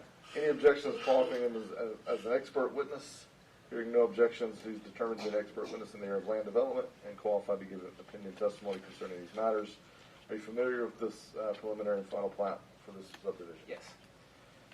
Please state whether it's consistent with the comprehensive plan and your recommendation on this item. Yes, it is consistent. Staff recommends approval. I have just a brief overview of the staff report, as well as representatives of the applicant are here as well. The applicant is Jerry Johnson. It's a request for final plat approval for a proposed residential townhouse subdivision, the Isles of Venetian Bay. It's 136 townhome lots within a 14.8 acre area. The proposed subject property is currently cleared and undeveloped. It's zoned PUD, part of the Venetian Bay PUD Master Development Agreement. Generally located northeast of the northern intersection of the PUD Master Development Agreement. generally located northeast of the northern intersection of Portofino Boulevard with Airport Road, north of State Road 44. The Planning and Zoning Board provided the final site plan approval of this subdivision on July 1st, 2019. So even though those plans, the construction plans, are in your agenda packet, the only agenda item in front of you tonight for approval is the final subdivision plat. All city reviewers, as well as the city's independent survey consultant, have reviewed and approved the final plat. It's consistent with the approved site plan, and it meets the applicable standards for platting in the land development regulations as well as Florida statutes. The Planning and Zoning Board on July 1st, they did voted 5-0 to recommend approval to the City Commission to approve this final plat. Staff does recommend approval. We have, staff representatives here as well as the applicant. Okay. Would any of the member of the commission or the applicant wish to question Mr. Fields on his testimony? Yes. This townhouse development was included as part of the original PUD. Was it in? Yes. Yes. I'm looking, but and it was approved at the location it's shown, correct? Yes. Thank you. Any other questions of Mr. Fields? Quick one. Mr. Sachs? So you said all outstanding issues have been reviewed. There were several minor open comments to be resolved. They were also? Those have been addressed since the agenda item was drafted. Thank you, Brian. Gentlemen, any questions for Brian? Applicant, have any questions for Brian? Not when they're now hear from the applicant and any witnesses they would choose to present.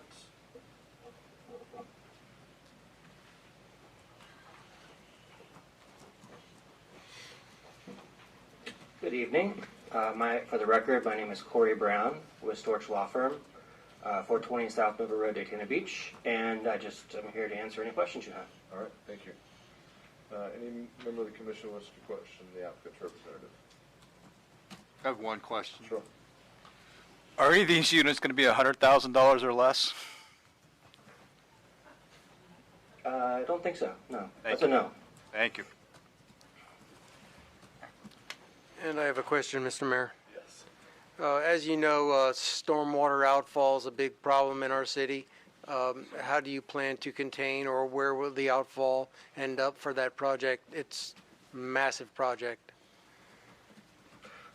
Well, I know it complies with the city's land development regulations. The project engineer is here.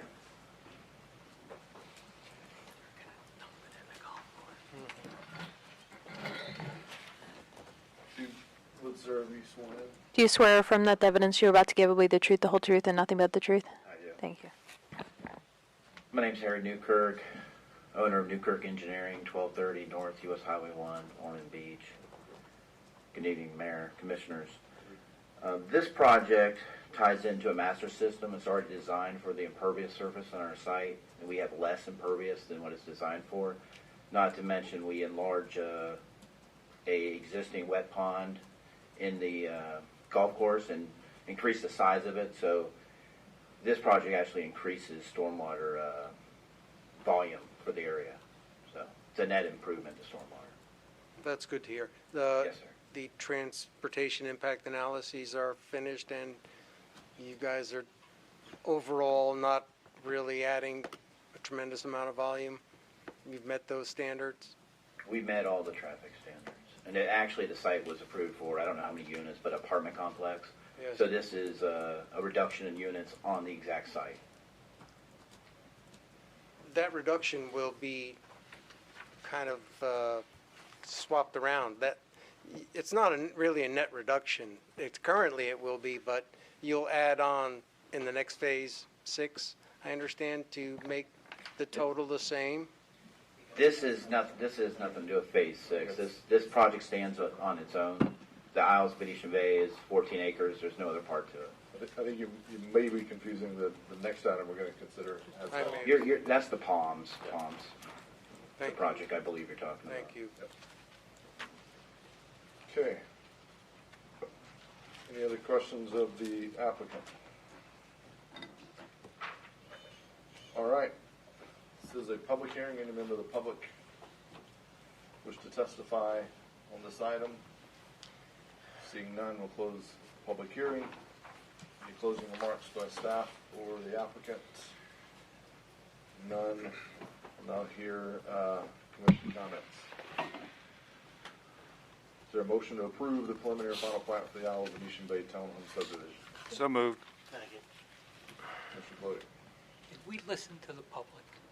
Yeah. I asked for public participation and they. Oh, sorry, no I one- missed that. No one moved. Dead silence. All right, we had a motion and a second. Any other discussion? City Clerk, call the roll, please. Commissioner McGurk? Yes. Commissioner Colodi? Yes. Commissioner Sacks? Yes. Vice Mayor Hartman? Yes. Mayor Owen? Thank you. All right, item B, conduct a quasi-judicial public hearing to review the preliminary and final plat for the Palms 4, Phase 4. Again, same ex parte communication disclosure. Commissioner Hartman, Vice Mayor Hartman. I actually did drive by it the other day. I was out that way, so other than that, no.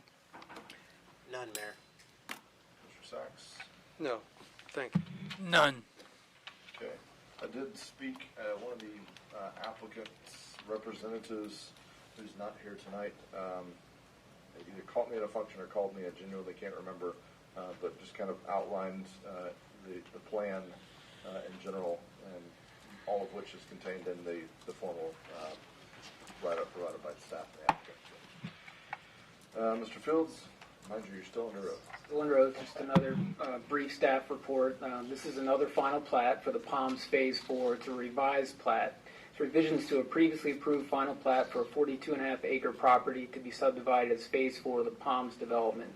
The revisions keep the same street layout and total land area of the subdivision, but this is actually a reduction in density. It would change 118 previously approved townhouse lots to instead be 43 single-family lots, and reducing the total number of units in that phase from 182 to 107. Property is zoned PUD. It's on the north side of 44, west of Airport Road. Site work on the subject property is currently under construction. So the original plat was approved by the Commission in October of 2018, but it was not recorded by the applicant. So this is why we're referring to this as a revised plat. If it had been recorded, it would be a replat. It is not a replat.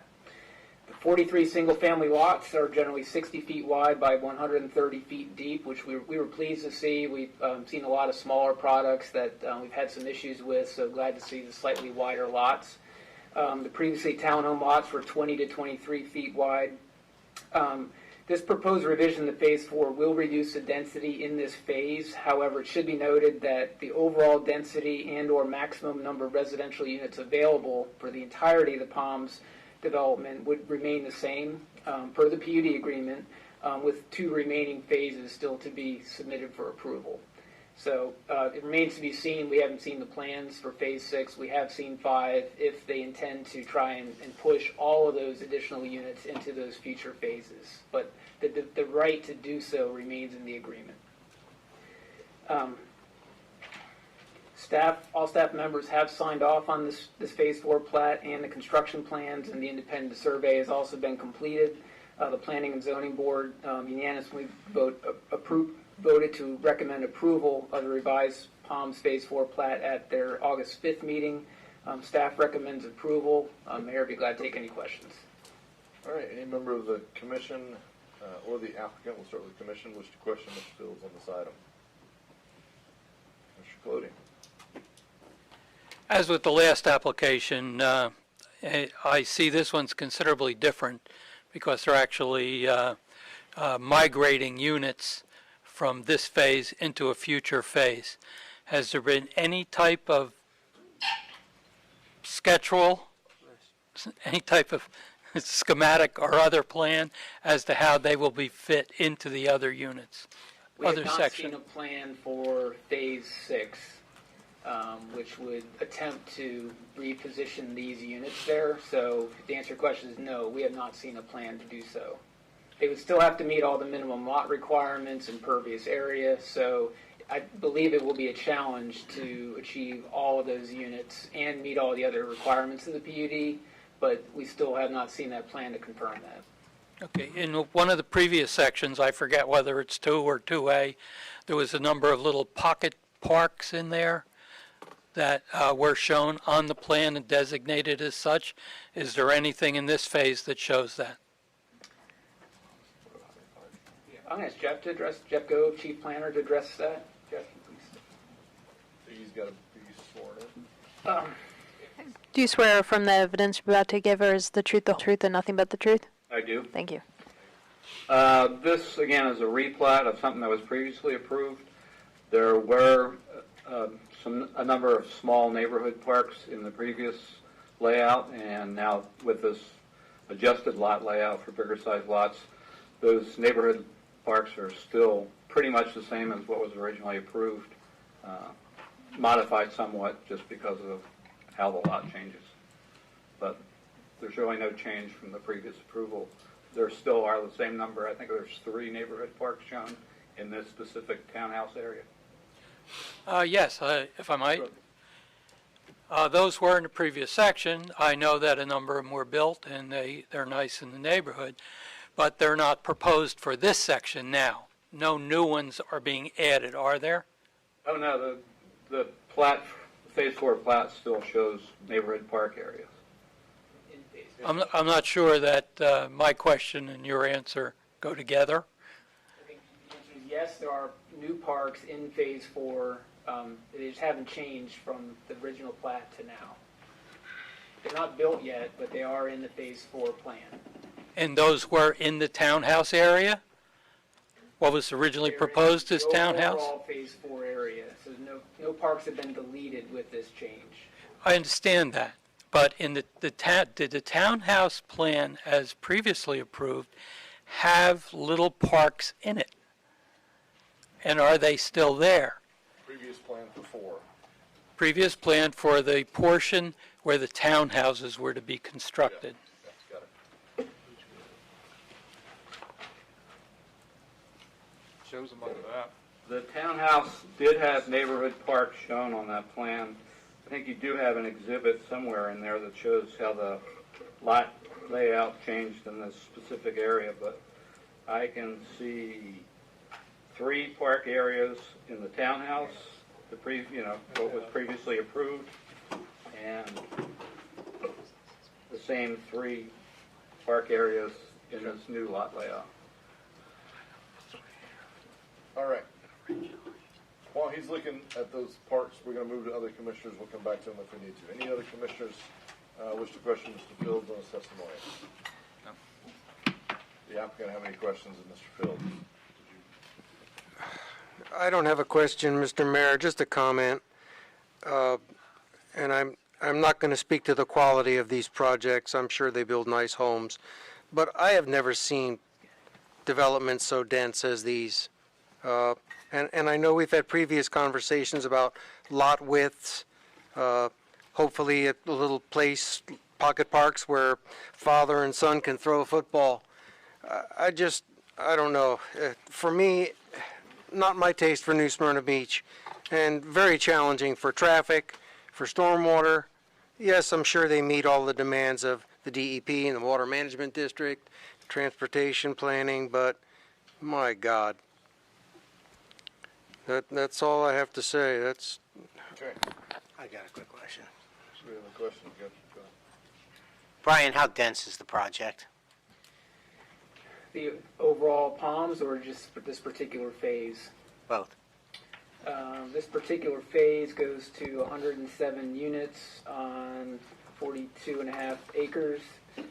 So 1.5 roughly, 1.5 units per acre. The overall is allowed is 1,163 units on, I don't have the total acreage in front of me. We have to check that and get back to you, what that overall density just is. ballpark. So. Yeah. 700, it's 1,163 units on 706 acres, so a little less than 1.5. Thank you. Appreciate it. Okay. All right. Applicant's presentation. Does the applicant wish to present?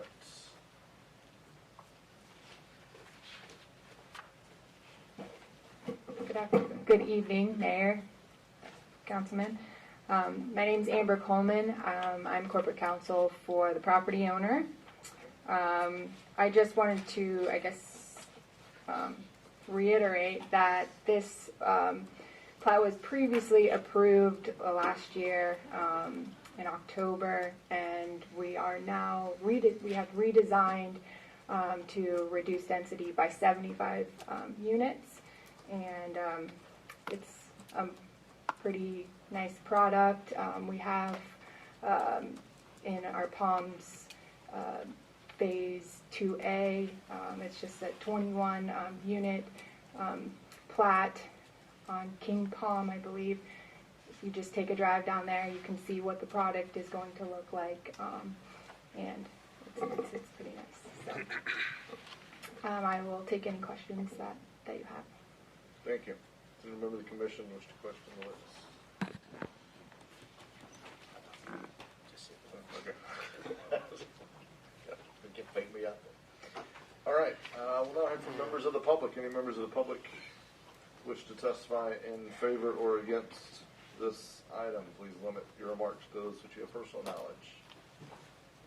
Seeing no members of the public wishing to speak, we close the public hearing. Any closing comments from applicant or city? Nope. Okay. We close that item. Commission will now consider this item. Is there a motion to approve the preliminary and final plat for the Palms 4 revised plat? So moved. Second. Any other discussion? I have reservations. Contrary to what the attorney said, we are not reducing density. We're keeping the same density for the Palms project. What we're doing is we're making this particular area more single family instead of townhouse, and we're squeezing those developments, presumably, into future phases. I can't support this until I know how those phases are going to look. Those are my comments. I'd like to respond. So, yes, we have entitlements that I think that Brian had said 1,000, and I actually think it's 1,113. That's with our possible bonus units. So,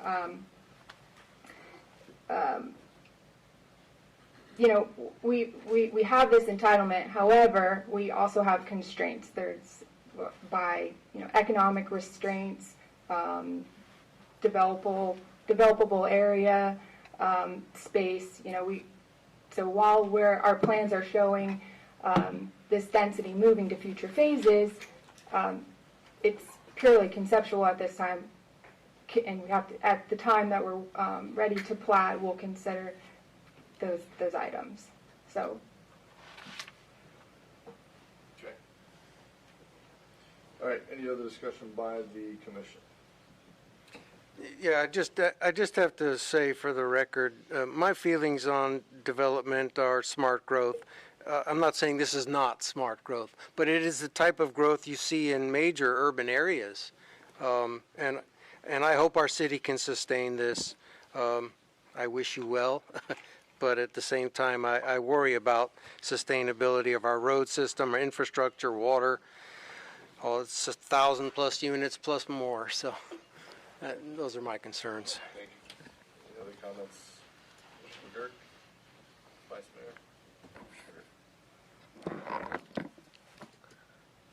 Mayor? 1.5 units per acre is what this development is being developed at. That's it. 1.5 units per acre. That was part of the smart growth strategies that everybody developed.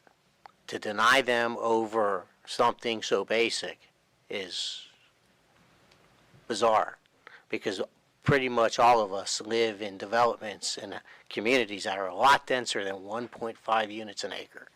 So I may not like the project personally. I don't like the quality of the construction of the development, but I can't deny it based on not using smart growth strategies at 1.5 units an acre. Thank you, Mayor. Thank you. Vice Mayor, anything to add? I just did have a question for our staff. Probably Carrie, maybe, and Brian. So you said something, Brian, in your presentation that the right to do so remains in aggregate, basically. To Commissioner Colodey's point, can we address that here today? Would that be violating some entitlement they've gotten that would put us on a slippery slope? Correct. So we need to focus on the application before us, which is for preliminary and final plat. And when you look at the criteria is not what's happening somewhere else. It's looking at subdivision name, topography, proposed street names. We've got many very rote criteria that Brian and his staff have reviewed, and I believe Brian's testimony is it meets all the plat criteria. Okay. So I think, unfortunately, where that lands us is, I think two things. Number one is there's this kind of concept of growth in general and how much is sustainable. We just approved something about sustainability earlier. That's a larger question. Unfortunately, I say unfortunately, not necessarily unfortunately, but acknowledging there are land rights, there are property rights, there are vested rights in this case, explicitly given, and so therefore that puts us, unfortunately, a little bit of a disadvantage even from doing what we wish we could do. And to Commissioner McGurk's point, that unfortunately, what you see is what is being built is more units than 1.5 per acre. I mean, that's if you drive by it, you see you within 15 feet you can take in what feels like 100 units. So, but when you zoom out to the big picture, which is what you're presenting, is when you zoom out and you consider all the other land that's being left, that's where you get to those 1.5 units per acre, which is a state-sized lots. The disconnect is we're not building on a state-sized lots. We're cramming all the growth into one corner and then leaving that, which at one point was called smart growth. And I remember the former person in this seat saying, repeatedly, this is what we thought smart growth was. And I think we have learned better. Brian and I have had this discussion. I think as future projects come for us for approval, not at this stage, but at a much earlier stage, we can start redefining what that looks like. Unfortunately, we've got some of these legacy projects. This is phase 4. This is too late in the game, is what I'm being told, that we can't at this point start changing so dramatically. So, as frustrating as that may be sometimes. All right, we had a motion and a second. City Clerk, if you call the roll, please. Commissioner Colodey? Based on my 40 years as a licensed engineer and licensed planner, in my bizarre experience during those years reviewing and drawing these plats, I vote no. There is a future that we have to look forward to on this property in the future zone. They will get their... Yeah, it's a yes or no vote. The discussion time is before the vote. So No. Commissioner Sacks?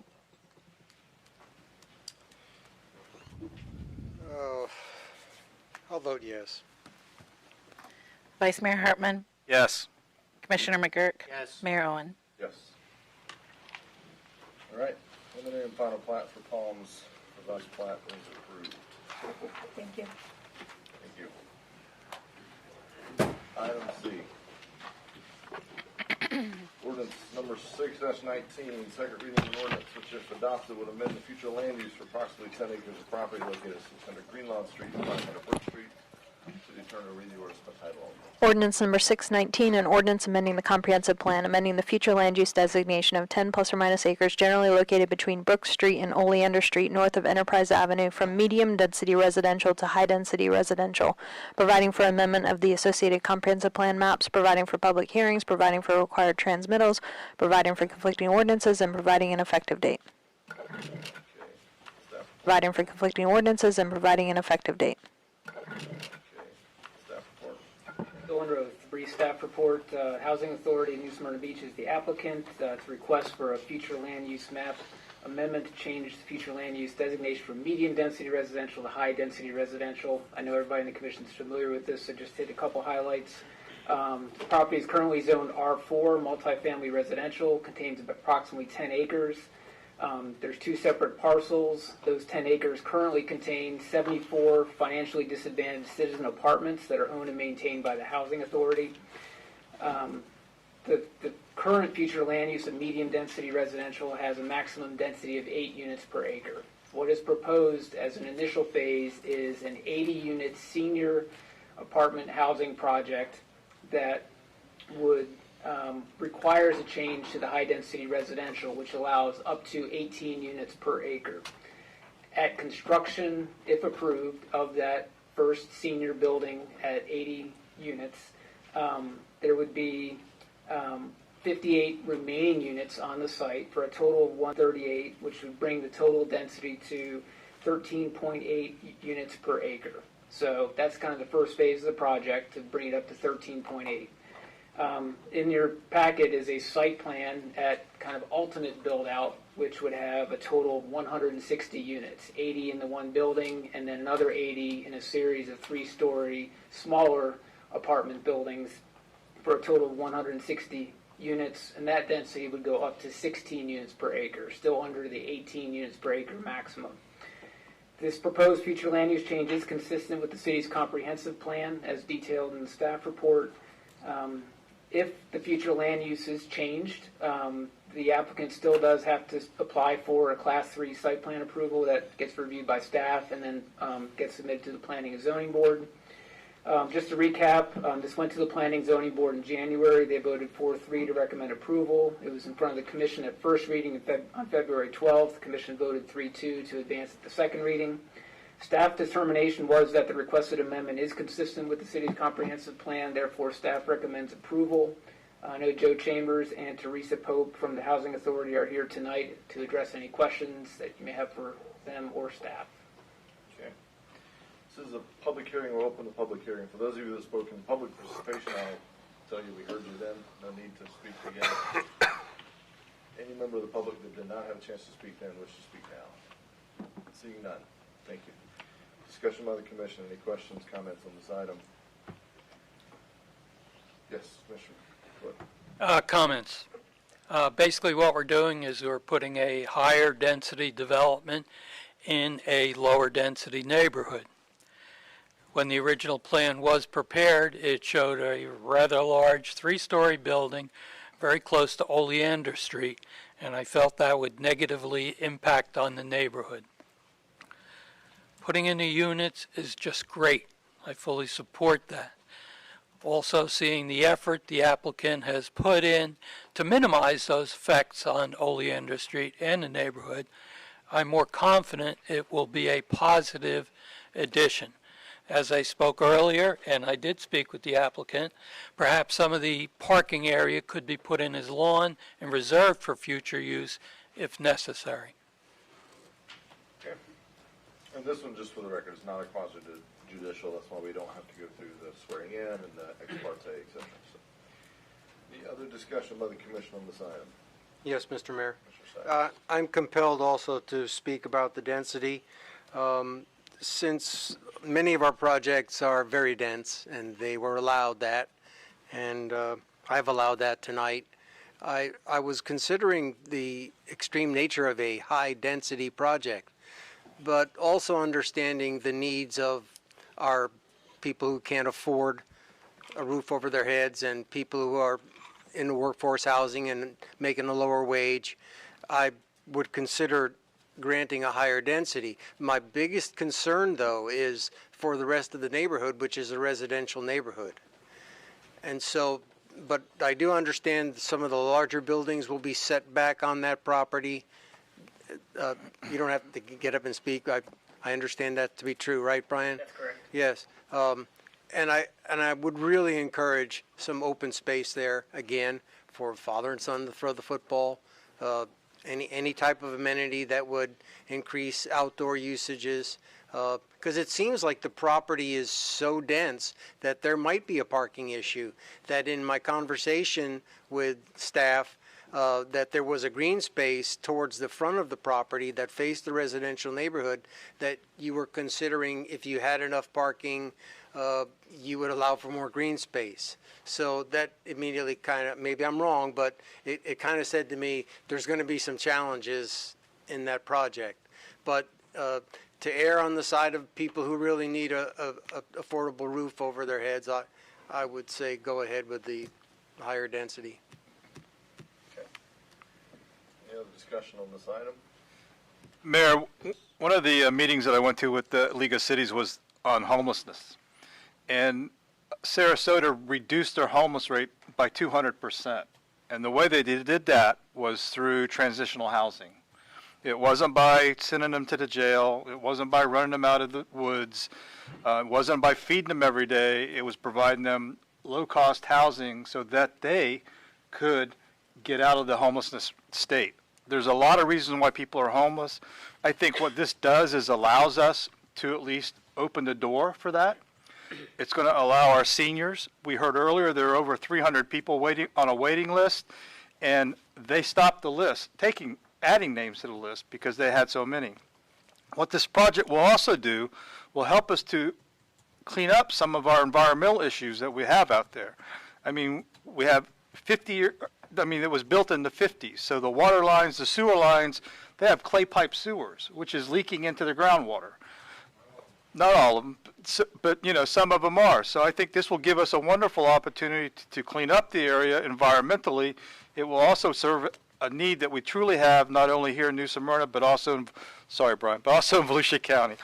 I'll stop my remarks. Powerful, Brian. I'll send you a signal. No. Yes, I do, Mayor. Thank you. You know, the irony is this. We just got done grilling a developer building on 1.5 units an acre.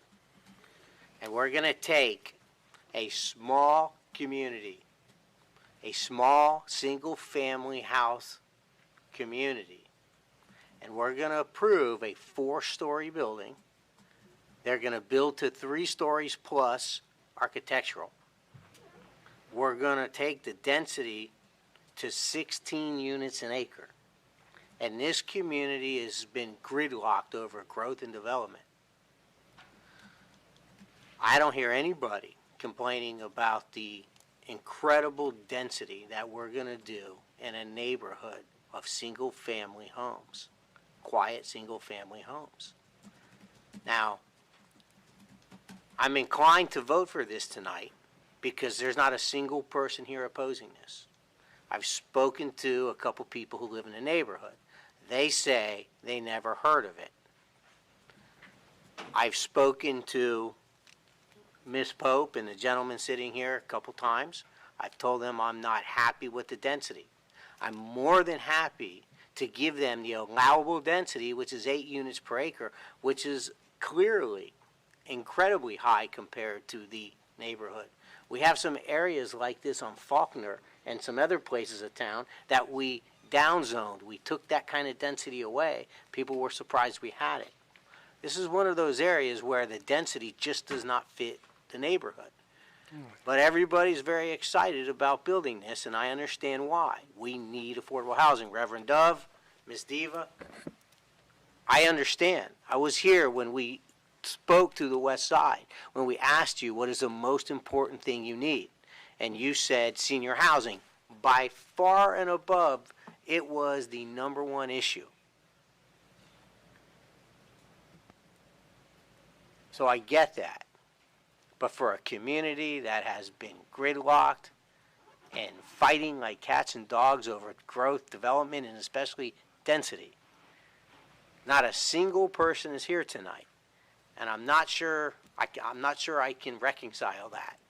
And as I just said, we have 2 commissioners that just denied a development for 1.5 units an acre. And we're perfectly willing to build at and approve 16 units an acre. So, like I said, I'm going to go along with this tonight, and here's why.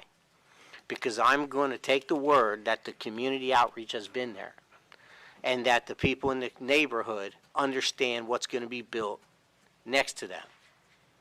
But I will tell you this, if I have people from the neighborhood come in, the deal I make with you is this. I'll approve it tonight, but if we get people in here that did not know about it or that have communicated and felt that their voice has not been heard, then I may change my vote when the site plan comes before us. Brian, the site plan, what needs to come before us after this zoning change? Site plan would be approved at the planning and zoning board level.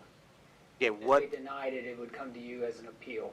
what part, no further part of this project will come before us? It would not. Under the current code, that's CRA money for the application comes through. Okay.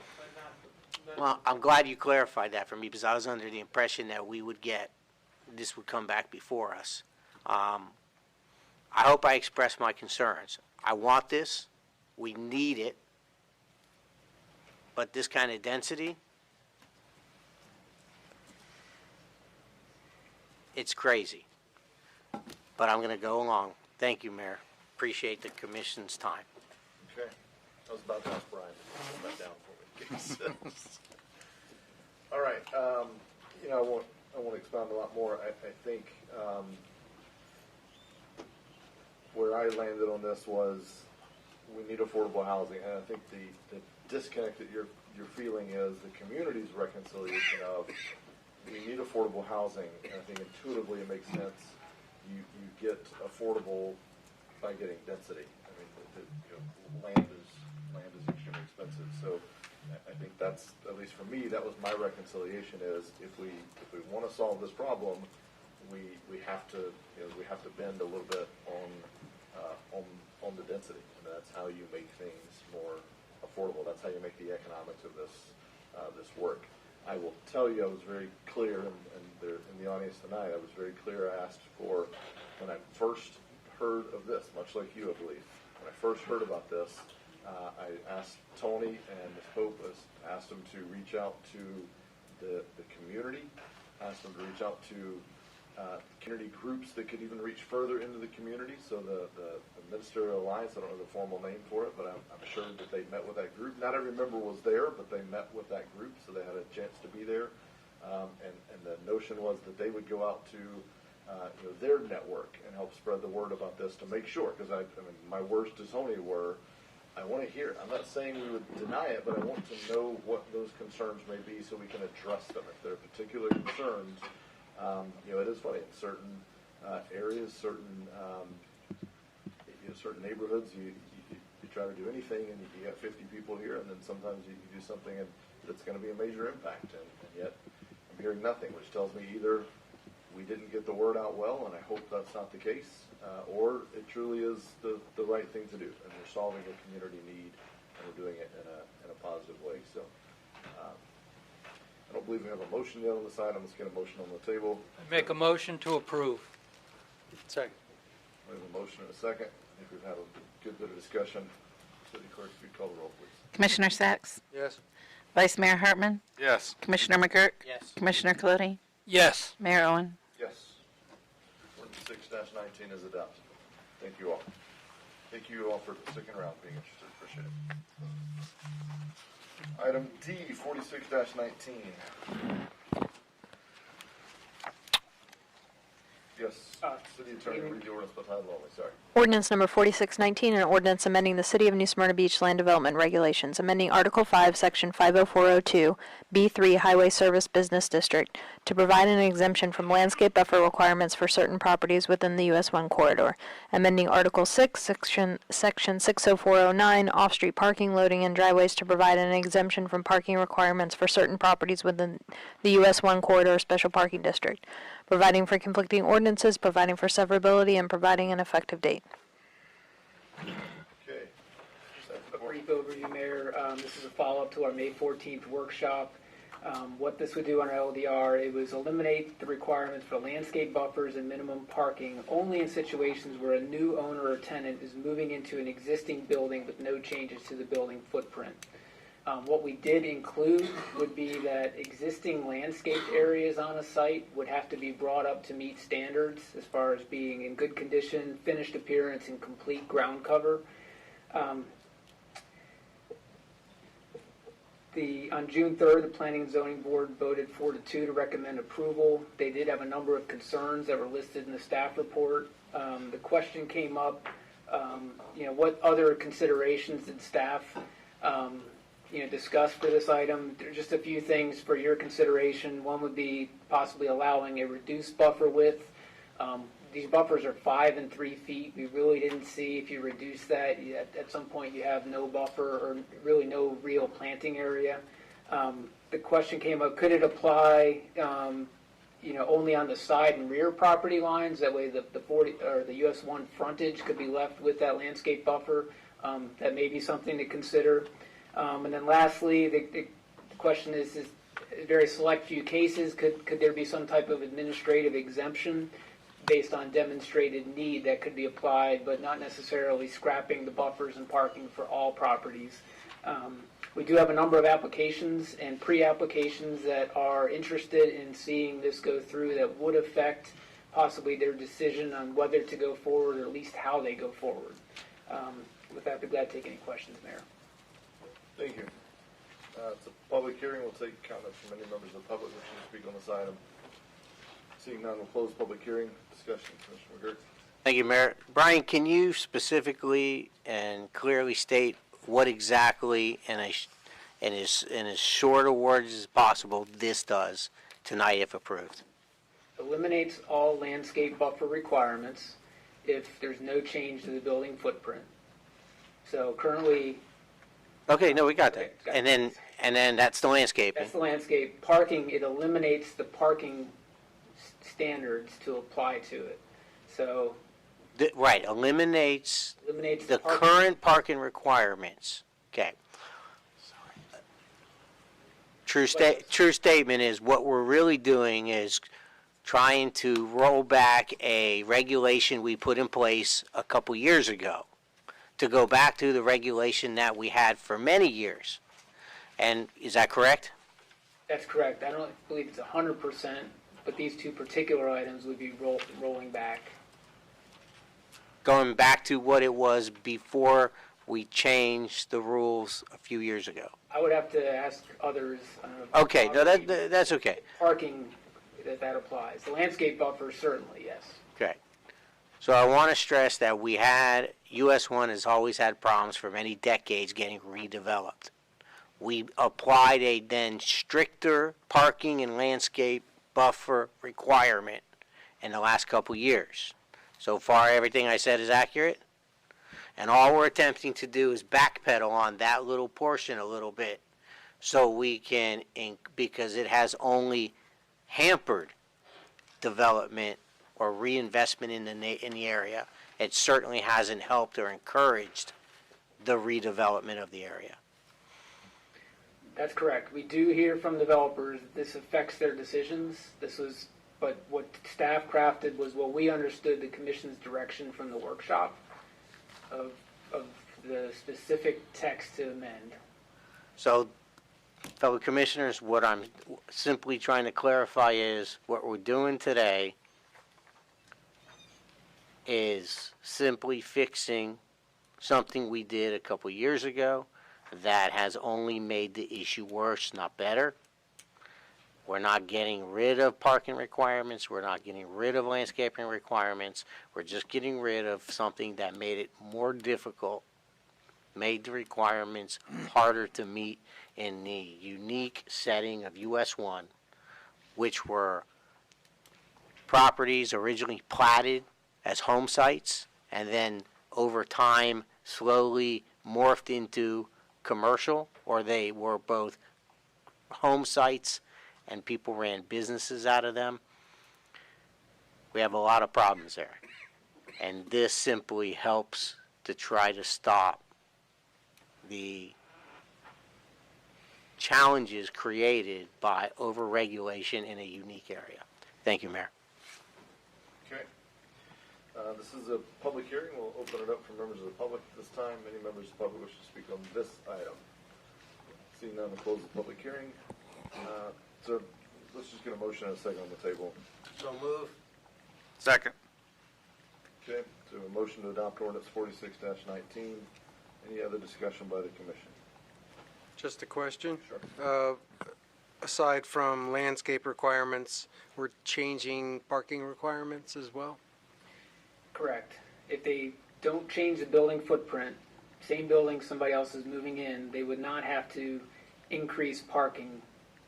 If they had a demand that required more parking, they would not be required to do so. I would say that that was probably a fairly unusual situation that would occur. You'd have to have a change to, for example, from a retail to a restaurant use. They already get a 50% reduction on the parking being in the US 1 corridor. And if they're not changing the building, I don't believe it's going to create a large demand for more parking that's not provided. Thank you, Brian. Other questions on this item? Thank you, Brian. Other questions on this item?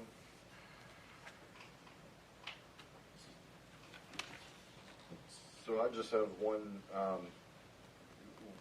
comment and I guess question for Commissioner McGurk. So I support this. I mean, I told you at the last meeting we had the gentleman come down from Port Orange that presented to the business group. He talked about how they did something very similar to this. I'm all about it.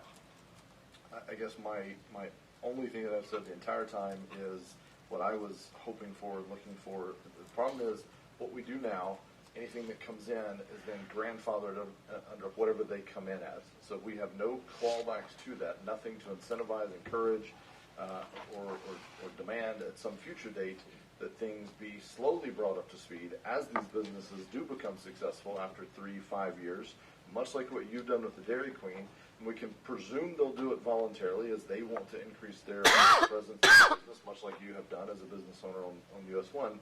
But I was hoping for something that accommodated that, some language that kind of spoke to that gave us those provisions that kind of penetrated that grandfathering and said, we will get there eventually. Not so much on the parking, because that's difficult. That changes. That's footprints of buildings, and it's hard to do that. And I agree with Brian's comments. In most cases, if you're not touching the footprint, you're probably not going to be changing the use so drastically that you're going to need 50 more parking spaces in some, the old Stavros Pizza building. There's only so much throughput for that building. So, but with landscaping and things like that, it's much like design ordinances. It's like how do we make sure we don't grandfather in a bunch of stuff that is just going to be there forever. So that's.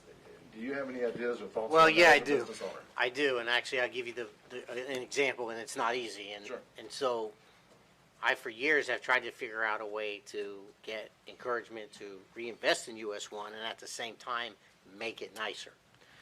The landscaping requirement.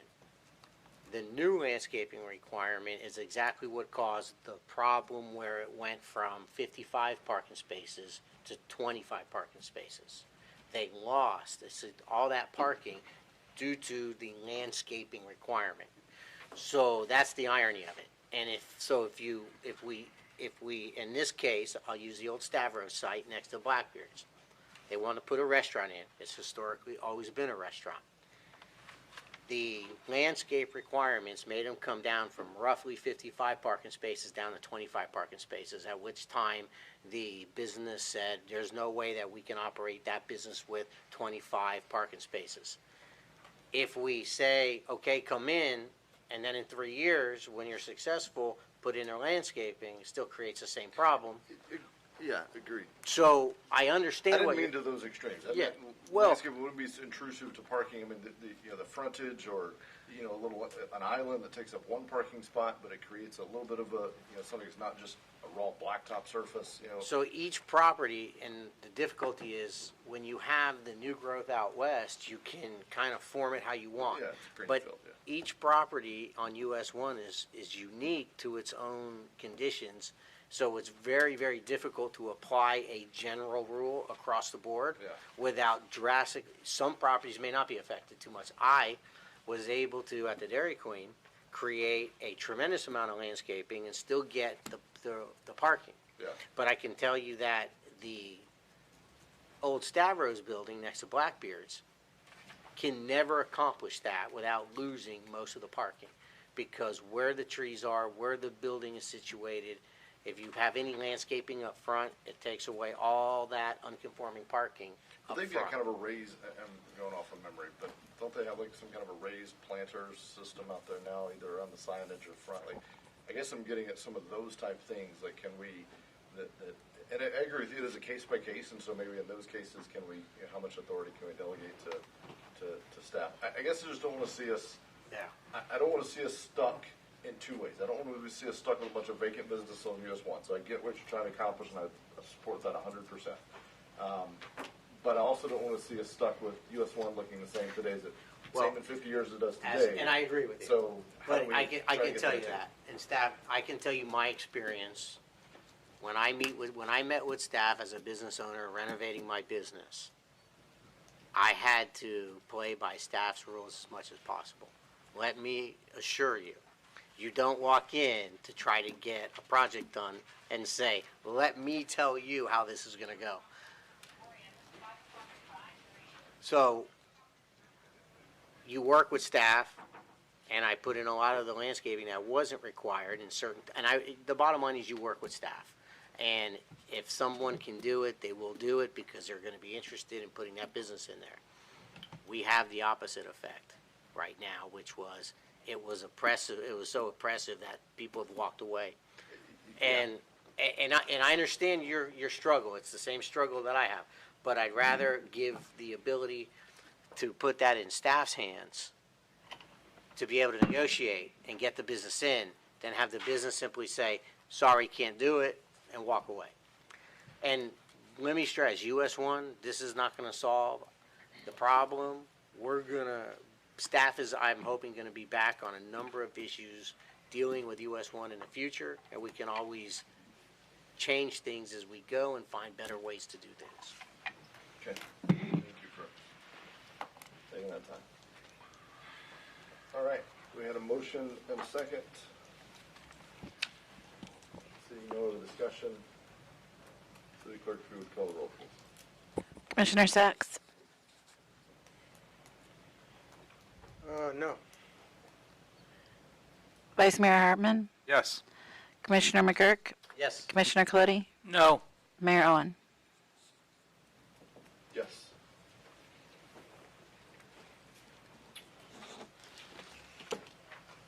Ordinance 46-19 is adopted. Staff, you've heard the concerns, Brian. I know you're doing a ton of work with all of our LDRs, not just on US 1. So I heard, at least between the two of us, and it's obviously since they voted against it, I'd assume they have support as well. Love to see us doing more to enhance the frontage on US 1, whether that be with FDOT, medians. I mean, whatever we can do. I don't want to see us stuck in the 80s on US 1 when it comes to our landscaping and everything else, but I also don't want to see us stuck with vacant buildings on US 1 as well. So I don't have an answer for you. I'm just telling you. And we share that sentiments with you. I'd love to figure that out. And I think we all share that sentiment. I think Absolutely. Commissioner McGurk shares that sentiment. So hopefully this will at least alleviate short term, and then we'll continue. Item E, 4919, second reading, which would grant a non-inclusive construction and roll-off service franchise to Weaver Construction. City Attorney. Ordinance number 4919, an ordinance granting a non-exclusive franchise to Weaver Construction, Inc. to provide roll-off container collection and disposal of waste within the city of New Smyrna Beach, outlining franchisees' duties, providing terms and conditions under which such franchise shall operate, providing for severability, providing for conflicting ordinances, and providing an effective date. Okay. So we need a staff report. Anybody have questions for staff on this item? I think it's fairly self-explanatory. So public hearing, any member of the public wish to speak on this item? Seeing none, we'll close the public hearing. Do I have a motion to adopt ordinance 4919? So moved. Second. No discussion. City Clerk, if you'd call the roll, please. Vice Mayor Hartman? Yes. Commissioner McGurk? Yes. Commissioner Cludy? Yes. Commissioner Sacks? Yes. Mayor Owen? Yes. Ordinance 49-19 is adopted. Ordinance 5119, conduct a second. So, gentlemen, it's 9 o'clock. Why don't we got a little bit to go through still here, so why don't we just take a quick 5-minute break, bio break before we get to this item.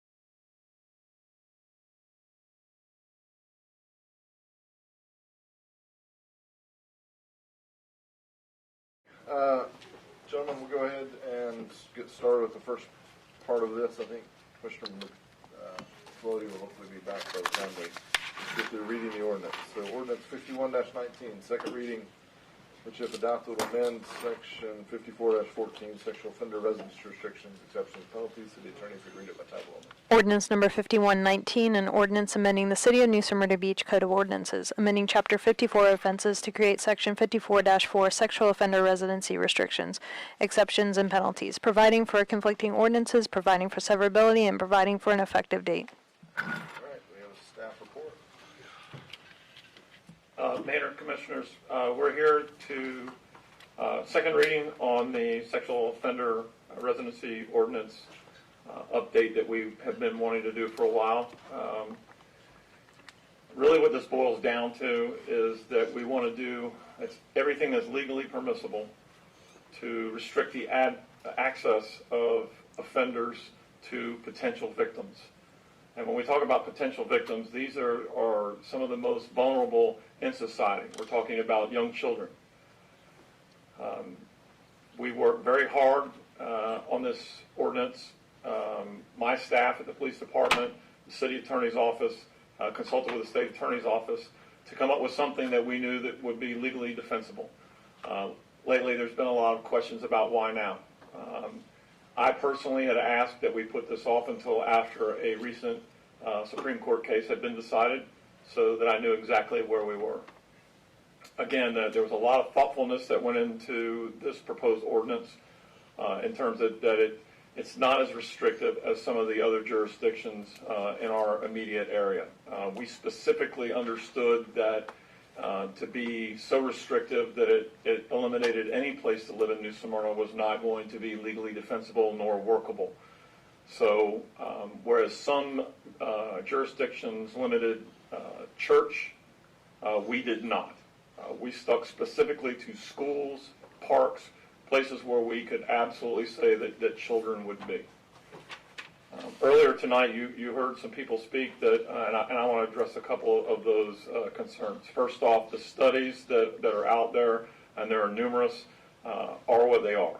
But in common sense, anything that you can do to create more of a distance between offenders and potential victims, I don't know how you get around the fact that there's nothing bad that's going to come from that.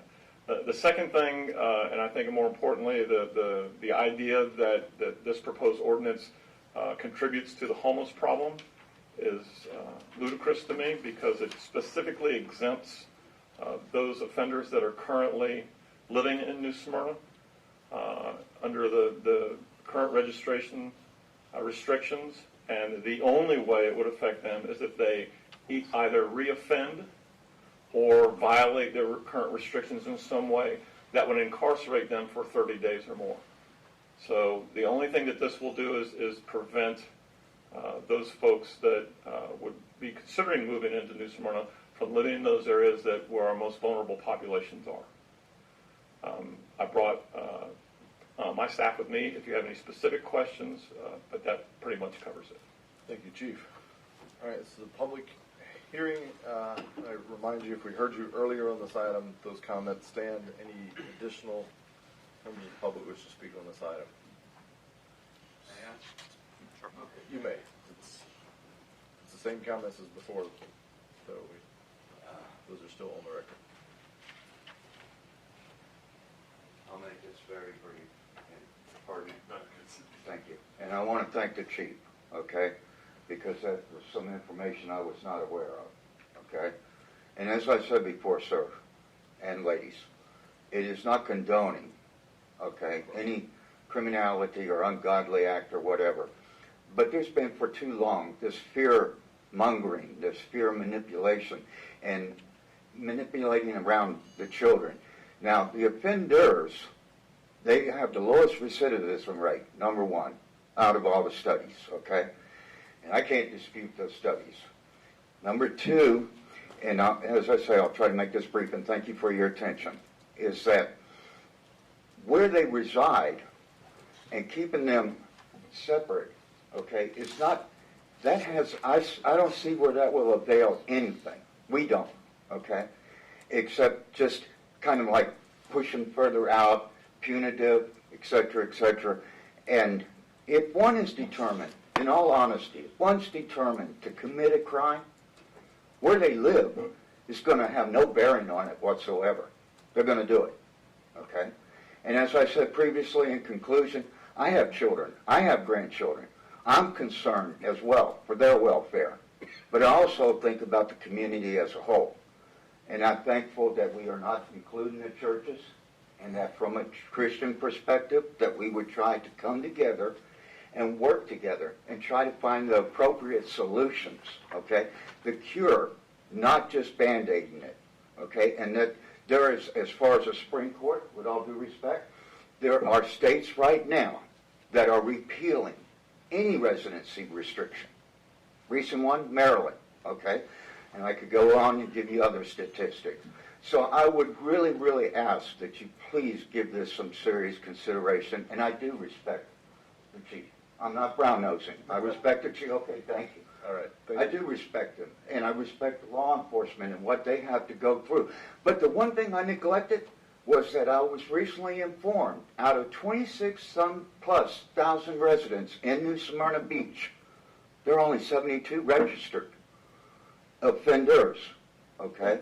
And actually, they were even talking about, you were talking about changing the language from a sexual offender, because that is an umbrella, and it covers so much. There's 18-year-olds and 16-year-olds, people urinating in public that have been victimized, et cetera, et cetera.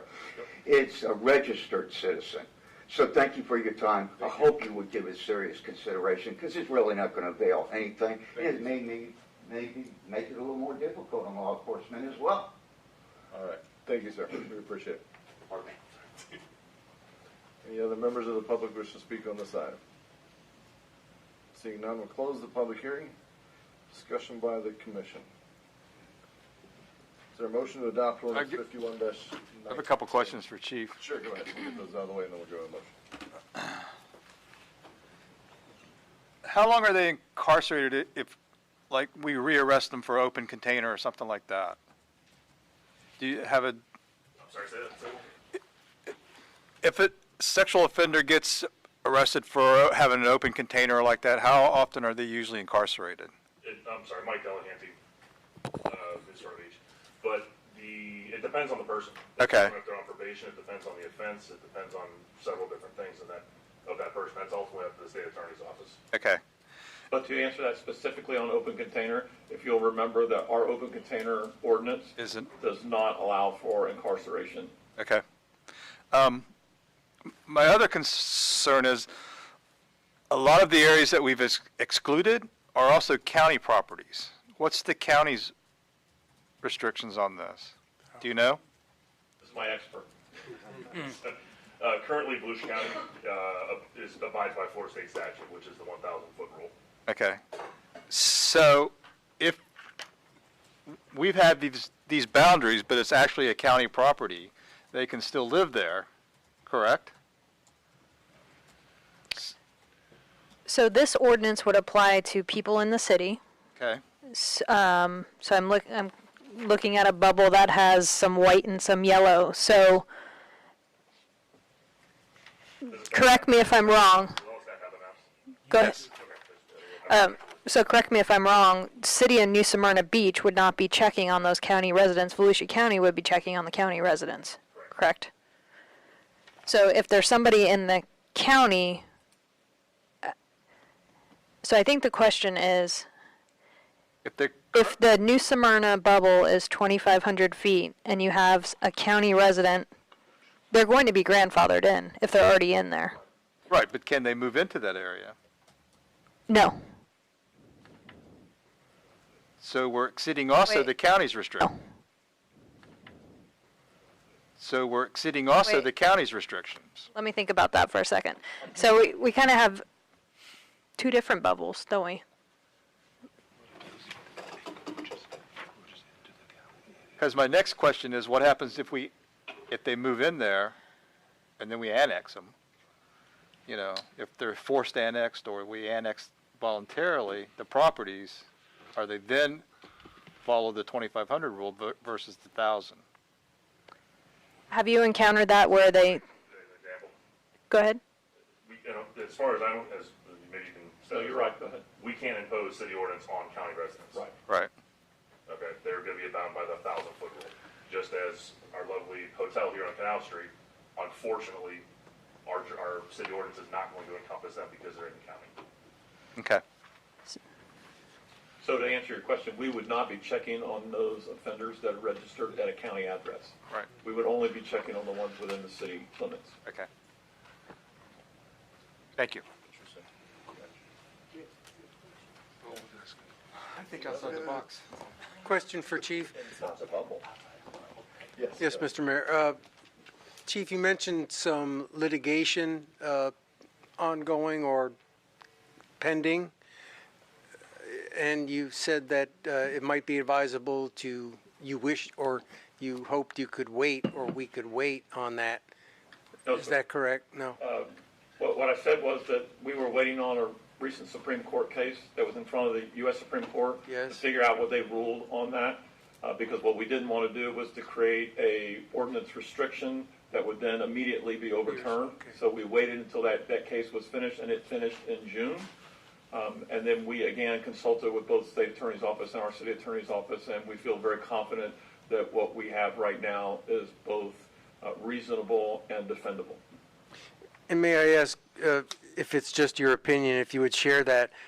I understand our surrounding communities have invoked this 2,500-foot barrier. Do you think that offenders might want to come to our city if we did leave it at 1,000, seeing that we're more lenient? There's no data that would support that. I mean, people would be on either side. Some would say that makes sense, and other people would tell you that there's no data to support or refute that. I don't know the answer. Thank you. Any other questions of staff? If not, do have a motion to adopt ordinance 51-19.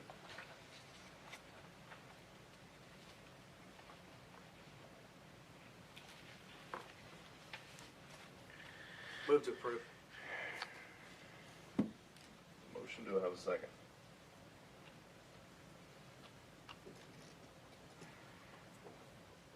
All right. Item dies for. I'll second. In the nick of time, there was a second. Further discussion? Yes. Sure. I understand the reason for adopting such an ordinance, however, I feel it's a little too restrictive.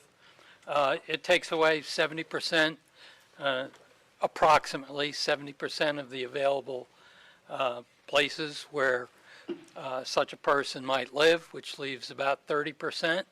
And if we get another 72 moving into town, they're going to move into those 30% areas, and I think we'll be kind of concentrating them, possibly. In this day and age, with cars and phones and internets and everything, I find that where they live, as was presented during the public session, is not the most important criteria as to whether they are going to reoffend or whether our citizens are in danger. I can see expanding upon the 1,000-foot, but I think 2,500 feet is a little too far. Even though I would be in one of those areas, there's nothing anywhere near me. So I can't support it as it's written with that distance. Okay. Brief comment, Mayor. Yes, Commissioner McGurk. I'm going to support this, but I do recognize what the gentleman came up and said. I have deep concern about someone who got labeled a sexual offender who did not commit the kind of crime we think of. Someone urinating off a boat, someone who got too drunk, walked down the street naked, did something to that effect. I hear about these cases anecdotally. I hope to God that the state attorney's office takes those kinds of cases seriously and does not group them in with the kind of cases that we all think of when we think of a sex offender. You know, Commissioner Colodi, while I agree with you, my concern is similar to other social issues like this. Number one, when other communities around us start doing these things, we either respond or take the brunt of the issue. We see that now with a lot of transients now. Daytona passed a panhandling law. They've been aggressive at going after panhandlers. So now we're getting more of them down here. We have to respond. So it's a double-edged sword. It cuts both ways. Thank you, Mayor. Okay. Any other comments on this before the vote? You know, I also have some reservations about this because I think it's a little bit too restrictive. But we didn't include the churches. They're allowed to stay as long as they're not incarcerated over 30 days or lose their residence. And a lot of the area that's in those bubbles are still county properties, so there's options for them there. So I would support staff on this, but again, I have a very good friend that had a misstep, and he was labeled a sexual predator because he dated a girl that was 17, or, you know. So there's a little, I have some reservations about it, but I'll certainly support it because of staff's recommendations.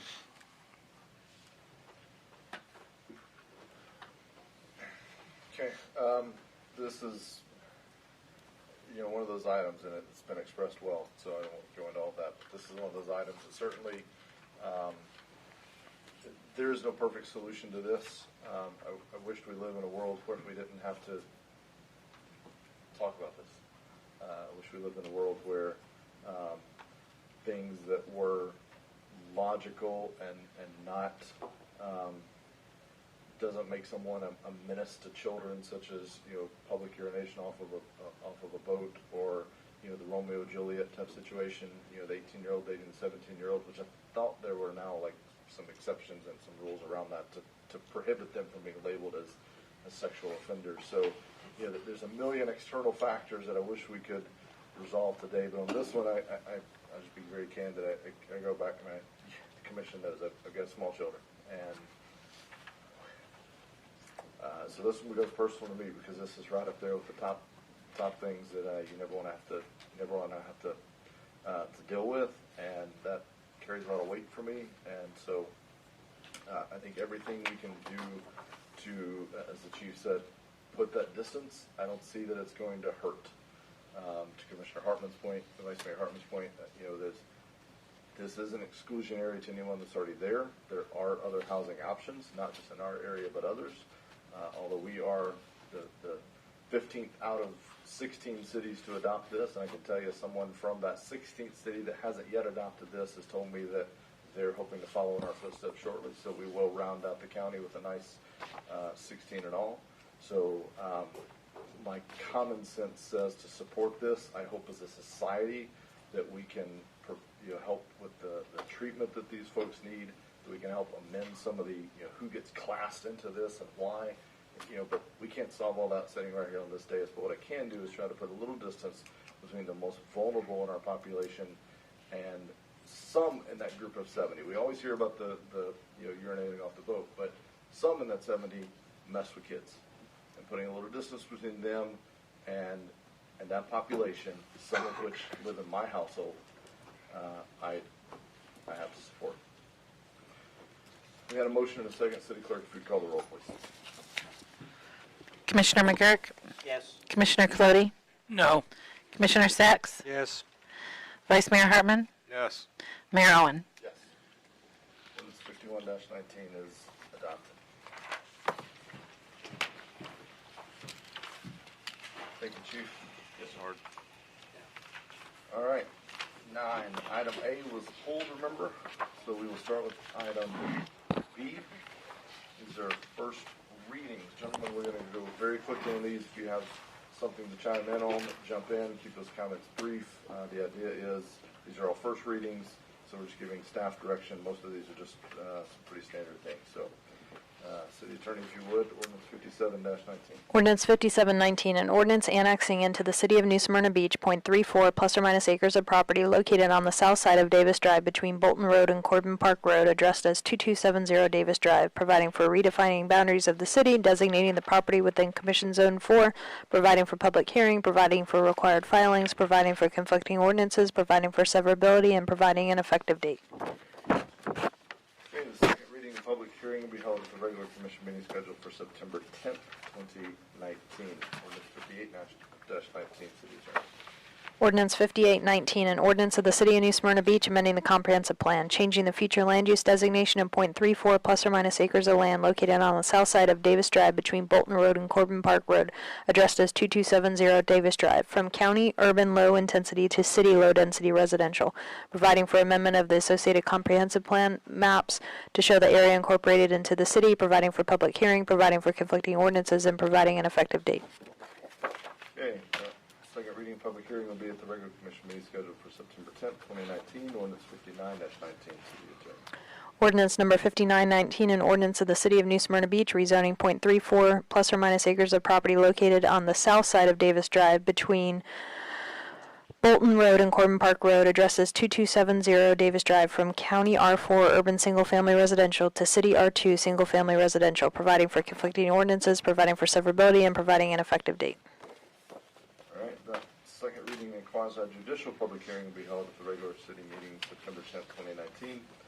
Item E, City Attorney, if you would read the title. Ordinance number 5419, an ordinance annexing into the City of New Smyrna Beach .35 plus or minus acres of property located on the northeast corner of Bolton Road and Doster Drive, addressed as 2263 Doster Drive, providing for redefining boundaries of the city, designating the property within Commission Zone 4, providing for public hearing, providing for required filings, providing for conflicting ordinances, providing for severability, and providing an effective date. Okay, second reading and public hearing for that item will be held at the regular commission meeting scheduled for September 10th, 2019. Item F, ordinance 55-19, City Attorney. Ordinance 5519, an ordinance of the City of New Smyrna Beach amending the comprehensive plan, changing the future land use designation of .35 plus or minus acres of land located on the northeast corner of Bolton Road and Doster Drive, addressed as 2263 Doster Drive, from county urban low intensity to city low density residential, providing for amendment of the associated comprehensive plan maps to show the area incorporated into the city, providing for public hearing, providing for conflicting ordinances, and providing an effective date. Thank you. Second reading and public hearing will be held at the commission meeting scheduled September 10th, 2019. Item G, 5619. Ordinance 5619, an ordinance of the City of New Smyrna Beach rezoning .34 plus or minus acres of property located at the northeast corner of Bolton Road and Doster Drive, addressed as 2263 Doster Drive, from County R4 Urban Single Family Residential to City R2 Single Family Residential, providing for conflicting ordinances, providing for severability, and providing an effective date. Thank you. Second reading and quasi-judicial public hearing will be held at the regular commission meeting September 10th, 2019. Okay, next item up, item number 10, boards and commissions. Before we dive into this, I just wanted to point out for future consideration of the commission, it was noted to me as we took a break that there were several folks here who had were waiting to kind of see how this came out. One is still here. The observation was perhaps this could be moved up earlier, so those citizens that are volunteering their time have to wait through the entire long and arduous meeting to find out how this works. So keep that in mind if we ever revisit the order of our meeting. Item A, Historic Preservation Commission. Consider the appointment of one member to serve, terms to expire May 14th. Member Kathy K. Matheny has resigned. His nomination is to fill her term. We have, and I meant to ask you about this, Kevin, I didn't, I'm sorry, but so the clerk's office has not received from the Historical Society any nominations, but you're continuing to work with them. However, we've got citizens that have applied. So what is the background of that? Either Kelly or commissions that have done this, do we wait for them to make a nomination, or do we go ahead and appoint? No, we can go ahead and appoint. It's desired, but not required that they make a nomination, from my understanding. Okay. Carrie? Correct. I'm trying to pull the language real quick. Okay, that's right. And commission that's done this before, do you have any background on what have we historically done? Waited on the nomination from them? Yes. Haven't they waited? Yeah. Usually. That's what I thought. We We usually waited on them for the nomination. They vetted, but So it says, prior to appointment, the city commissions shall solicit nominations from the Southeast Volusia Historical Society. So I think, that the problem has been we haven't been receiving any, and so how long do you wait? we have people here. We've done it. How long have we been waiting for this? Wow. She just resigned. We had a vacancy before her, but there was another one, a different But we situation. still haven't gotten anything from the preservation. Right, it's been over 6 months. I'm comfortable with moving forward. In the end, we need to appoint the boards. There's people willing to serve. It's very difficult to simply tell you people, no, we have to wait for. Also, may I please add to Mr. Monetti, I've kept him on there as an applicant. I've tried to reach out to him 5 times, left messages, and I haven't heard back from him, but it was requested I keep him on there because of his qualifications. And so I was able to get a hold of Ms. Skelf, but not Mr. Monetti. Okay, interesting. So I don't have it here, but I think we normally accept the resignation, so let's go ahead and get that out of the way. I have a motion to accept the resignation of Member K. So moved. Second. City Clerk, call the roll now. Commissioner McGurk? Yes. Commissioner Colodi? Yes. Commissioner Sacks? Yes. Vice Mayor Hartman? Yes. Mayor Owen? Yes. All right, are there any nominations for appointments to the Historic Preservation Commission? Or we can wait for contact with. Nominate Ann Scalf. All right, we have a motion to nominate Ann Scalf. Is there a second? Go ahead, Mike. I'll nominate Mr. Monetti. All right, we're gonna need the ballots. I did not bring any, I'm sorry, for either one. That's my fault. I didn't have time. Show of hands. All right, we just do it as a standard roll call vote, like we normally do other items. So the first nomination was for Ann Scalf, so we'll take a roll call vote on that. There's another nomination for Carla Minetti, so a no vote, and then we'll go back and do a vote for that one if there's not 3 members that vote on Ann Scalf. That makes sense? Everybody clear on what we're doing? Okay. The clerk forgot the ballot, so we'll improvise. For Ann Skelf, Commissioner Colodi? No. Commissioner Sacks? No. Mayor Owen? Yes. Commissioner McGurk? I was gonna go for nominate Manetti, but if you haven't been able to reach him, I'm gonna go for Scalf. It's my fault. Vice Mayor Hartman? Yes. Okay, 3 votes for Ann Scalf, so she has been appointed as a member of the Historic Preservation Commission for term expiring May 14th, 2020. Yeah, and I share your sentiments. I was thinking the same thing. Well, we attempted to contact him the last appointment too. Yeah. So Kelly did. So We should have Vice Mayor do a drive-by, see if he's.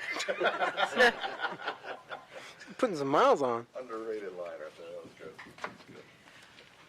Item P. The issue with squad car. We just double our patrol rate. well, you see my mileage report. Wait, we get mileage? All right, item B, Utilities Commission. So we have 2 members, 3-year terms to expire September 7th, 2022. Both of their terms expire September 7th, 2019. That's member Buddy Davenport and Lillian Conrad. Both of them have expressed desire to be reappointed. And then we have 4 citizens who have also expressed desire to be appointed.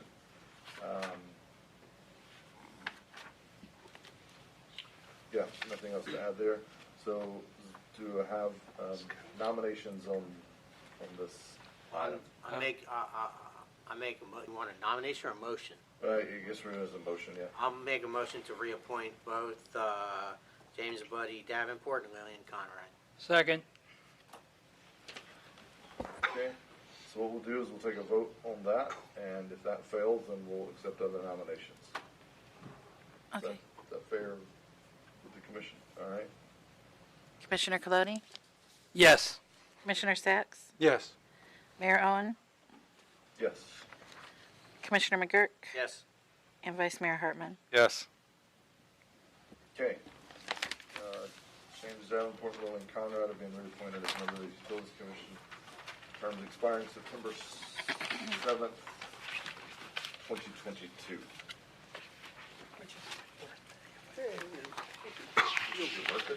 I'll live that long. Think positive. I planned it. Yeah, right. We hope so. There'll still be an office. Yeah, you'll still be. Yes, I will. You will be. He's going to look so much younger. You can vote on this when we get. All right. Next item up, mayor and commission reports.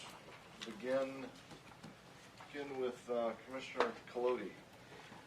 Okay, I have a request for the commission to direct the staff to look into the definitions of bed and breakfasts.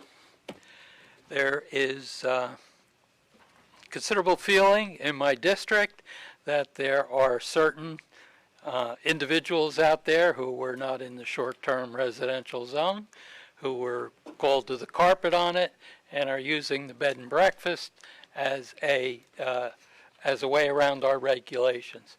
One of which said that you had to live there and provide food, and what they do is they leave popcorn and peanuts for them and live elsewhere, as reported to me. So I would like the commission to support my request that we look into that. The attorney has also noted that it is currently an overlay zone, so it could be almost anywhere. I shouldn't say that, but I just would like the whole issue to be looked into. I concur. I have no issues. So I think you heard at least 3 members. Please do your time. Thank you. Done. All right. Mr. Sachs. Yes, gentlemen, I will spare you tonight, but I have one kind of a hopefully nice request, something we can do for our residents. Since we've instituted a resolution to voluntarily reduce plastics and a ordinance to omit plastics from government property, could we consider purchasing, if we don't already have in stock, some of the cloth bags and man a table? I would be glad to do that. At our farmers market might be a good venue. Man a table and hand out for free some, maybe 400 or 500 cloth sacks. Might be a nice gesture to do. And also, I understand that the neighborhood council is having some problems getting the word out there that they are there for the people. So I've offered with your acceptance to give them a little sign or a little just a boost at that table if you so desire, if you would support that gesture of handing out bags. Do you have any idea the estimated cost for 500 bags branded? No, I don't. I can look that up. Miss Kelly, do you know? I have bags at the warehouse that our former PIO, Anna Hackett, had. There's probably close to 500 that we could use their cloth bags. Are you referring to the recycling bags? Yes. Yeah, I think we typically have them for the business expo. We'll check with Tammy. Usually we have like 6,000 or something, so we'll see what they have. Yes. And we'll order some if they don't have any. Well, what do you guys think of handing them out at the farmers market? Since they're That'll be fun. all they're complying, and I think it'd be a nice gesture for their patrons to have that option as well. You got it. I have an What do you idea. think? Good idea. Yes. A bunch of ideas around here. All right, go ahead. Why don't we ask if the group, the high school government class, wants to come out here on the weekend and hand out those bags to the people at the farmers market? That's a good idea. I like that too. You know, Commissioner Sachs, at the Business Expo, the past probably 4 or 5 years, we have given out thousands of them. Yes. I use them. So, Yeah, you did. so if we could continue, if we have 500 left, however we can get them out to the people would be, I think it'd be a good gesture. Staff, you can contact or Kelly, Youth Council. I don't know if they've made appointments for this year, but certainly I think the head of that program, Mr. Woodward. Woodard, I can go ahead and reach out to him. That's Reach out to see if he has some of the youth council that would like to with that? pass that out. Yeah. That also Sure, maybe if they want, if they do not want to join in, I'd be glad to sit at a table for a morning. I'm sure, or both, yes, exactly. Okay, so no problems with that. How do you guys feel about advertising for the neighborhood council? They're trying to get the word out there that they're there for the people. I don't know, I haven't even approached them about it, but that would be another thought. I listened to their meeting, and it is a unique challenge. I think just getting engagement in general across all of these sectors that we try. I mean, let's look at this meeting. It fades out pretty quickly. So, I think it's just a challenge we have in general. I would support anything that they kind of bring to the table. I can't say that I have some great ideas. They can help hand out these bags at the farmers market. So I don't have anything. I would support if they come up with something. I'd be happy to hear about it and support it. Having them work with Phil for some presence on the website, some ideas that we'll talk about. I don't have any issues with that. They're there for a reason. We want people to know that that's an avenue they can go to as someone who is well informed about. That's the link between kind of an individual neighborhood member who may not have the time or energy to come all the way to us, and us is kind of how I perceive that board to be. But I have no issues with that. Other comments on that item?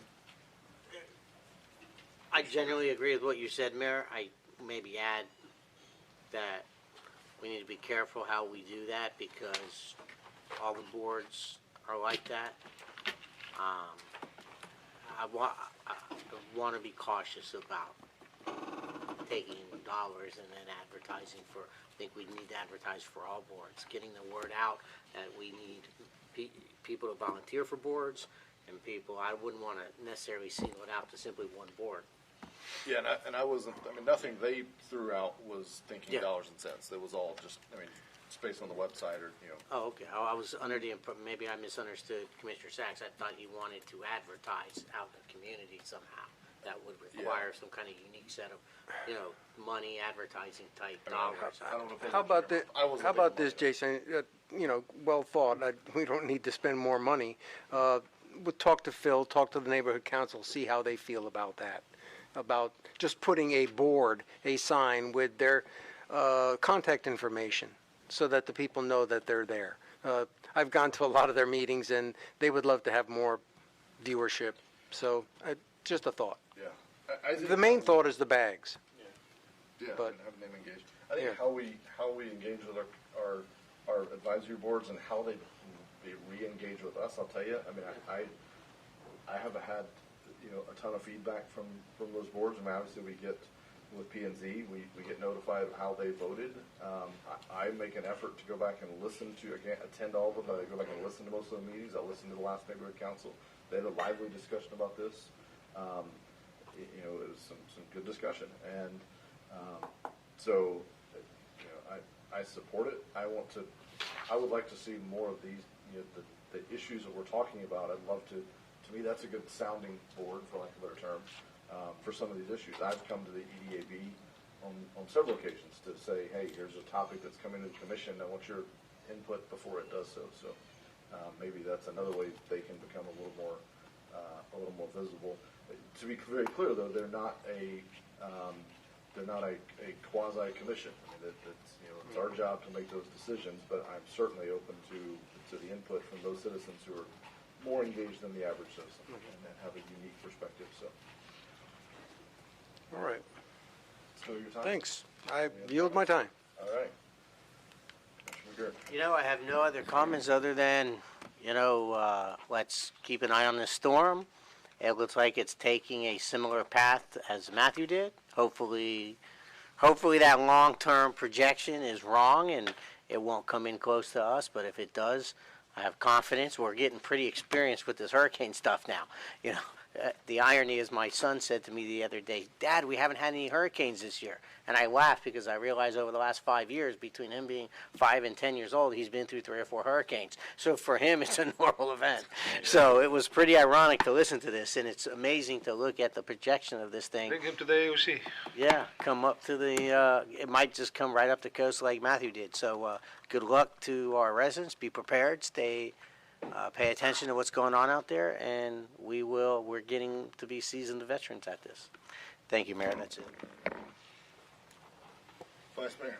I'll be brief also. I think that at the 5 o'clock meeting, we heard that timing was a big issue with the charter review. What I heard was it was going to probably take longer than I thought it was going to take, so that we should probably post haste start working on that, so that we, like she suggested, work backwards from the election day and see how we are. I don't know that we decided how we were going to pick these members, but that we need to move forward with that probably sooner than later if it truly is going to take 12 to 18 months. So if staff can work on that, I certainly would appreciate it. May I add something? I'm remiss. Sure. I was just reminded, we will of course have sandbags prepared if the storm does come close. Yes, sir. Awesome. Thanks. And maybe in the future, could we consider, I've heard of these relief stations. I don't know what costs there are involved or what they actually provide, but ice might be one of those, and or sandbags and water. If, God forbid, something like that should ever happen, maybe we can consider talking about that for the future, the next hurricane season. That sounds important. After hearing about Mexico City, it's pretty scary. So please think about that. All right. So I just had a couple of things that I may not be as brief as my fellow commissioners. First of all, speaking of the hurricane, and I just forgot to mention this, the one thing I took away from that presentation we all heard at the League of Cities from our colleagues up at Panama City, and I'm not going to know the numbers off the top of my head, but the rough numbers were, they had, $15 million in reserves. They felt like that was, the great little rainy day fund. They were well covered. It hit all the metrics for them. And within, again, I forget, but 24 hours he had signed POs of $7 million. Within, 48 hours he had signed POs that was well in excess of their reserves. And all said and done, they were fronting $75 million on a city budget of something in the 20, 30, 40 million. I don't know the number. Granted, getting a tremendous amount of that back, but it all has to go out the door first, and we're on the hook for that first, and it's critical services needed in a critical time when everyone is at their lowest, and when all infrastructure and systems may be down and not functioning. So that leads me to, I think in many ways we're very prepared and very comfortable with that. I don't know, I'm prepared, but I know staff is, and they'll help us all through it. But on the financing specifically, and this is something I'd asked previous leadership, but I know that we've had banks tell us, hey, if you need a line of credit, we're here for you, but does that apply the day after a storm when we may need a line of credit? Because we don't have $75 million. I mean, what would we do? They had to go out and get a line of credit. I don't know how they were able to do that in the 4 or 5 days after a storm, but to me, that's not the time to do it. So we don't have to solve this today. We won't have it in place before this storm anyway. But I'd like for my commission to just be considering talking to colleagues in other cities, talking to the city manager, getting a recommendation from our finance. I don't want it for anything other than catastrophic emergencies. I'm not talking about a line of credit we're dipping into for rainy day crap. I mean when it's hurricane, that's when we need a line of credit, and I'd rather have it and not need it than need it and not have it. So that was my one takeaway from that, and this storm has reminded me of that. So this is me telling you all, but get others' opinions and come back to it. Luckily, Mayor, and it's a valid question. Luckily, I've been with the city, I guess we had probably 3 and 2, 5, 6, 7 hurricanes. None of them has exceeded or matches the one that had Panama City. I mean, we were lucky enough that we got hit, but we managed what we have. But God forbid we have a catastrophe like what happened in Panama City. That would be an issue. But I'll tell you that FEMA, normally what happens when you have a hurricane like this, they provide funds quickly. Yeah. Smaller hurricanes, they don't provide the funds up front. But we manage, because we have our contracts. I mean, the major thing is your debris removal and the debris monitoring. I mean, these are the two major issues. Utilities, they handle the water and sewer, and we handle the stormwater. But we'll have John look into line of credit just because I felt like we sit on, I think it's 25% reserves that we aim to keep, which feels very comfortable. I haven't looked at how many days operating cash that is for us, but it feels like a healthy amount. But then when I heard that presentation, it made me realize the scale that we're dealing with on some of these. Not the small ones, but the big ones. I mean, you heard about the amount of debris that they had. Yeah. Was almost for 20 years. Yeah. So. I hear you. And again, we've dodged all those, but if it ever happens, I'd rather be ready. Oh, yeah. Well. So, the second thing I have is the 9/11 meeting that we have. It's a Wednesday. It's our first budget hearing. There's a CRA meeting and then a budget hearing. I have a conflict. I'm not going to be able to attend that meeting in person. I would be available to call in, as is done commonly in many other commissions, including not limited to our own Utilities Commission. It's an important vote. I hate to miss a vote on the budget, but circumstances beyond my control preclude me from being here. So our current ordinances our governing ordinances for the meeting does not specifically allow it, but it doesn't preclude us from allowing it on a case-by-case basis either, is what I've been advised. So I'd ask if my colleagues would consider, again, I don't want to skip out on that very important vote. So the meeting would be chaired by the vice mayor as the person who would be here, but I would at least be able to be tuned in and make that vote. I think we've had a healthy amount of discussion on the budget, so I don't think it'll be a lot of discussion, but I definitely want to make sure my vote is heard. So I'd ask your consideration on that item, making an exception for that one meeting, for that budget hearing. If not, we'll take it personal. Totally understand. I'm balancing a lot of things here. So, are you able to move it? We can't. I asked that, and we can't because it's been published on the TREM notices. So plus the school board have the meeting, and we cannot have it before. We can't conflict, so that's kind of the only time. And it's on me. I missed it on my calendar, and some other stuff got scheduled, and so so doesn't happen often. Happened one time so far in a year. So anyway, you'll have to decide tonight. Y'all can actually make that decision at that meeting. You can change the rules at that meeting, but I'd love to just get any thoughts if anybody's overly concerned or if anybody would support that. Well, Mayor, let me go ahead and start by saying I don't have a problem with that. It's obviously something I wouldn't want to see often, but under the circumstance, I'm certainly willing to accept this. And I know as a fellow full-time working person and juggling kids, it's very difficult. And I certainly could support you calling in and being on the phone. It's not the most ideal situation, but I applaud your effort to, be here by phone and be part of the budget vote. Thank you. Any concerns? Gentlemen, speak freely.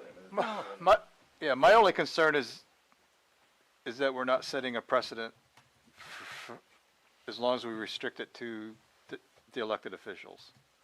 I'm certainly not in favor of calling public comments and stuff like that. I think if it's important enough, you'll either be here or you'll have somebody here to speak a thing, but I certainly can support from the dais to allow that. So that's an interesting point that I hadn't thought of, which is rather ironic considering the next item I'm about to talk about. So, but that's interesting. So yeah, I guess we'd have to do some research on that. I know it is permitted in extraordinary circumstances. Obviously, with the sunshine law, the best practice is to be here, but they do permit it in it's this type of situation where you all talk about it, consider it, determine if this is an extraordinary circumstance that warrants it, then it is permissible. Okay, thank you for that. As a rule, I really don't like it. I thought we had discussed it early, I'm sure. We had discussed this earlier in the year when we were setting up our agendas and things. I myself have been out of town on business, and I've actually flown back in just before the meeting and flown out. Obviously, that doesn't work a lot of times. It's just impossible. I consider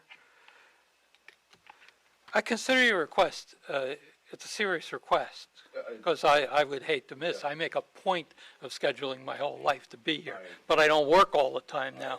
I could see doing it on a one-time basis. If it were anything but the budget hearing, I would not be making the request.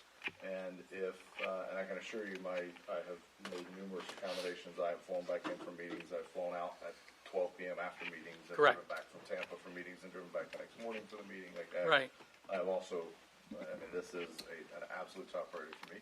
We'll also note, I believe, with the exception of one sickness during one meeting, I've had almost perfect. I think it was one other meeting I missed, so done fairly well. So One time. It's an important meeting. that's it. I mean, I don't want to whiff on a budget. I'll be here for the second hearing, and unfortunately, this isn't like a first and second reading. So, okay. So, tell you what, we'll make the. I've heard at least 3 that say they could support it. I don't want to spring it on you though. So here's what we'll do if it's okay with you all. I'll work with the city clerk. I'll make sure we've kind of got things in place. And at that meeting, I'd say if you're okay with this, at that meeting, at the first of that meeting, you would have to amend the rules of that meeting. Say we're going to allow this as a special exception. If that goes through by those who are here, then I'll be on the phone available. If not, I'll stream the meeting and watch it live. I was just going to recommend we take a vote on the 9/10 meeting, and then that way it can be if. Oh, you're right. Yeah, we could do that. Yeah. Yeah, so we'll do that. Consider it between now and then. Talk to whoever you'd like to, and at the night, because I will be here at the 9/10 meeting, so we'll talk about it then. Can I limit you to 3 minutes? We're going to put your picture up there. I'll just say yes or no. You limited me to 30 seconds. And the last item, we got a letter. It was here for each of us. And I think previous practice was that citizens would submit letters, or at least a few select citizens submit letters that would be read by the clerk. That's not a practice I support. For much of the same discussion we just talked about, I don't think that it's good for citizens. I don't think it's good for the commission. So I think it's been done in the past, but I'll support that practice. I welcome, of course, any citizen to come and speak. Email me, call any of the commissions. But it's not necessarily our job or staff's job to deliver comments for citizens. However, I did want to take an occasion to read a few excerpts of the letter and make just a couple of comments on this, since it has been submitted. So, Go ahead. I'll talk later. For the last several months, there have been numerous postings on social media regarding the City Commission's lack of transparency conducting the people's business. Several incidents mentioned include, but are not limited to, the firing and dismissing of the city manager and the city clerk, the information for which was being discussed on the street days prior to both matters being openly discussed in detail at the city commission meetings. Skipping a bit, next we have the problem of citizens not being able to readily obtain financial and other information pertaining to our airport, sports complex, the Brandon Center, the marina, and of course, the golf course. Better yet, how about the $15 million loan boondoggle for a piece of land?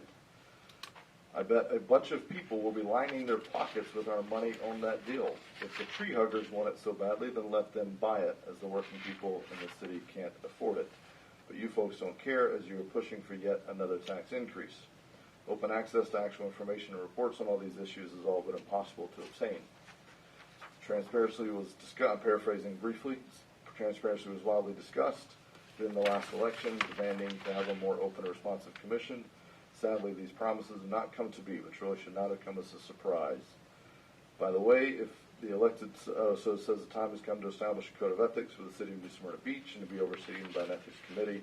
By the way, if the elected officials state that the city does not require such an oversight, that you will know that in fact they want to continue keeping you in the dark. Contact your local commissioner and tell them that you demand the oversight now. So my response on that is a couple of things. Number one is the irony is we just had an all-day budget session discussing the financial and information retaining to the airport, sports complex, brand center, marina, and of course the golf course. We routinely have many matters that are discussed on the street days prior to being discussed at the city commission meeting, because that's how you do business. Information is on agendas that are published. There is no $15 million loan, and numerous other things. But I guess my general comment is this: if the stuff in this letter is believed by this citizen or others, and even if a small percent of this is true, then the letter writer owes it to the citizens of New Smyrna and themselves to report this to the highest powers available. And interestingly, this ethics committee thing has come up before. I talked about this at length after I got elected with a former commissioner that has beat this drum pretty hardly. And that correspondence ended when I asked that commissioner, said, look, I fully support it, but help me, former commissioner, help me resolve how we keep it from being a local witch hunt. What authority would the board have? How do we ensure that board has no conflicts of interest? How do I make sure that board doesn't have any interest in what's going on? So the answer that I've gotten from everybody I've talked to in public service about this and how to manage this well is that there's a state board set up to deal with these issues, and it's done at the state level, which clears all those concerns. I could not tell you the single name of a single person on the Florida Ethics Commission, but I know that we have one. So to me, that board has the empowerment to actually do something with what they find. So I took the liberty of printing out all the forms necessary to file a complaint to the Florida Commission on Ethics. I'm going to ask our city clerk to forward these to the letter writer. I would note these require a much higher level of evidence than just hearsay. You do actually have to put, I think it's called a statement of fact. So they have to fully but briefly explain what they did that violated the ethics laws of the state of Florida. So if we're going to put stuff out, if we're going to write letters like this, back it up. Go to the State Ethics Commission. I have nothing to hide. I have nothing to fear. I welcome it. So that's my comments on that matter. Mr. Mayor. Yes. I agree with you on everything.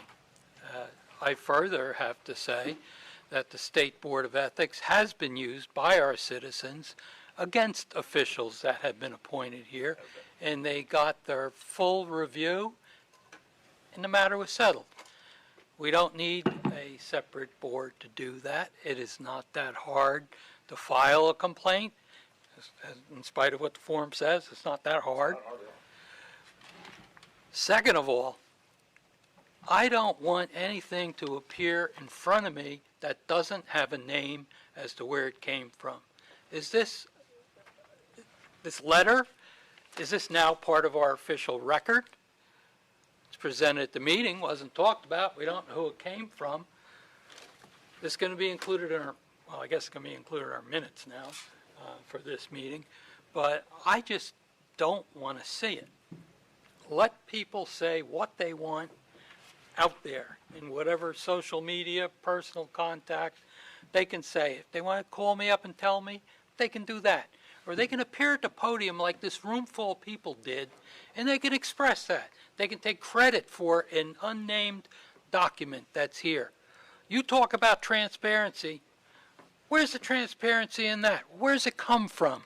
Why should I even think about it? I can explain that. I received an email. I forwarded it to the entire city commission, city manager, and city attorney earlier today with a full explanation of who I got it from and who the letter writer was with the attachment of the letter, and said that I would just print out a copy of the letter for your seats at the dais. In the future, I don't want to see it. I really don't. We publish an agenda roughly 10 days ahead of time. Put that letter in it. If it comes in time, it's signed. Comes in unsigned, put it in it there, and then we can discuss it. Nobody in this room knows about this letter in the public. We do. I said they do now. Yeah, they do now, and that's fine by me. City manager's report. One item that I need to bring up, the mayor and I met with the Utilities Commission to discuss consolidated services. I have asked Joe from the utilities to have his staff and our staff initiate the discussion and see if that is feasible. And if it's feasible, then we come up with a plan and can bring it back to you. He brought it before his board yesterday, and I just want to get your blessing so this way staff could initiate the discussion. This is to talk about the fleet maintenance facility. Right now, their facilities out there are Swoop. They're thinking about, they're doing a conceptual plan on 44. So when the mayor and I met with them, we considered this as a pilot project. So staff is going to sit down and discuss. If it's feasible, then we'll actually move forward with it. So I just want to get your blessing. You have mine. Thank you. Any concerns with staff working with the commission, utilities commission? And the goal here, in full transparency, the goal is simply the essence of that conversation is how can we work more together, but to the betterment of all the citizens, to keep costs as low as possible, to provide higher services. So if that means that when we're building one building and we both need a building, we just build it a little bit bigger because the most expensive square foot is the first one and the cheapest one is the last one. And we talked about many other things, shared purchasing power if we started being more strategic on some of those things. So this isn't any kind of a power grab. This is collaboration by two groups that should have been collaborating a long time ago. This is kind of like just opening the door for other services that we might look at, but this would be a pilot project just to see how it's going to work, and if it does, perfect, and then we could look at the other services. Okay. Hearing no concerns. Thank you, Khaled. Anything else? I think it's, and then, I just want to bring you up to speed on the websites. Staff has been working on it. It might take some time. We have kicked it off, and we have a little team that's working. So I just want to let you know that we're working on it. Let's see. And then also, I just want you to see an email from Faith on solid waste and recycling. They have met with the county. It'll be good just to look at the email and see what's in it. You already sent that? Yeah. Oh, there's the one in the staff report. Got it. Yeah. Yep. Yeah, I remember that. Any questions? I had a comment on that. I mean, what in the world is the county going to do with all those cans, auto cans? I mean, why would they pick them up and then we make our residents or county residents buy trash cans? Why don't we just re-sticker them or something like that? And Well, what happened is their contract, like for example, when they had Republic, part of their contract, they provide the garbage can. Now, what happened is when they actually, their contract expires, they want their garbage can back. So, I mean, you could actually, if they want the county to buy it or we want to buy it, but it add up to your contract when you have the new contract with them. yeah, but I would assume that would have been in the initial cost for doing business, so I'm sure the residents have paid for those cans. But it must be in their contract that they own the garbage cans. Okay. We're going to need a call or two. Yeah, I mean, even for the guys picking up the trash, it's easier to use those auto cans because it's all automated and stuff. So We just renewed with waste president. wasn't it 1 year? Yeah, but I'm saying we just did it though. Yeah. Well, they're going to have. She said they were going to have to look at schedules and days and stuff like that, and that may be something that they want to address mid-contract. Okay. Anything else? No, any questions? Any questions for someone on the report? Madam City Clerk? Not a report, just an idea for the meeting on the 11th. I can certainly do a go-to meeting, so you can be seen and viewed on all of these monitors, plus the two in the commission chambers, if that makes it easier. Seen and heard on the phone. Whatever the Bring the phone. pleasure is. You have to wear a jacket and tie, though. I will be in a jacket and tie. That's it. No, I'm just kidding. Yeah, right. No, it's not a pleasure. Thank you, City Clerk. Good idea. City Attorney report. Yes, I just wanted to follow up on Vice Mayor Hartman's comments on the timing for charter review. I definitely was surprised at what I heard today. I had spoken with one of the facilitators that when I originally talked with Lynn Tipton, there's not very many of those facilitators, but his perspective was, no, you're starting too soon. If you he suggested 6 months because items would get stale if you guys decided a year out, oh yeah, we need to send that to the voters, and then the will of the people changes. So it was a definitely eye-opener to hear Lynn's perspective. With that being said, so on 9/10, I'll bring to you the facilitator proposals. I've had these items, but I've been waiting for the appropriate, what I thought was the appropriate timing, which is clearly wrong now. So I'll have facilitators, and if I can't get a draft resolution in front of you on 9/10, it'll definitely be the 9/24. Thank you. Anything else? Gentlemen, no other business. Meeting is adjourned.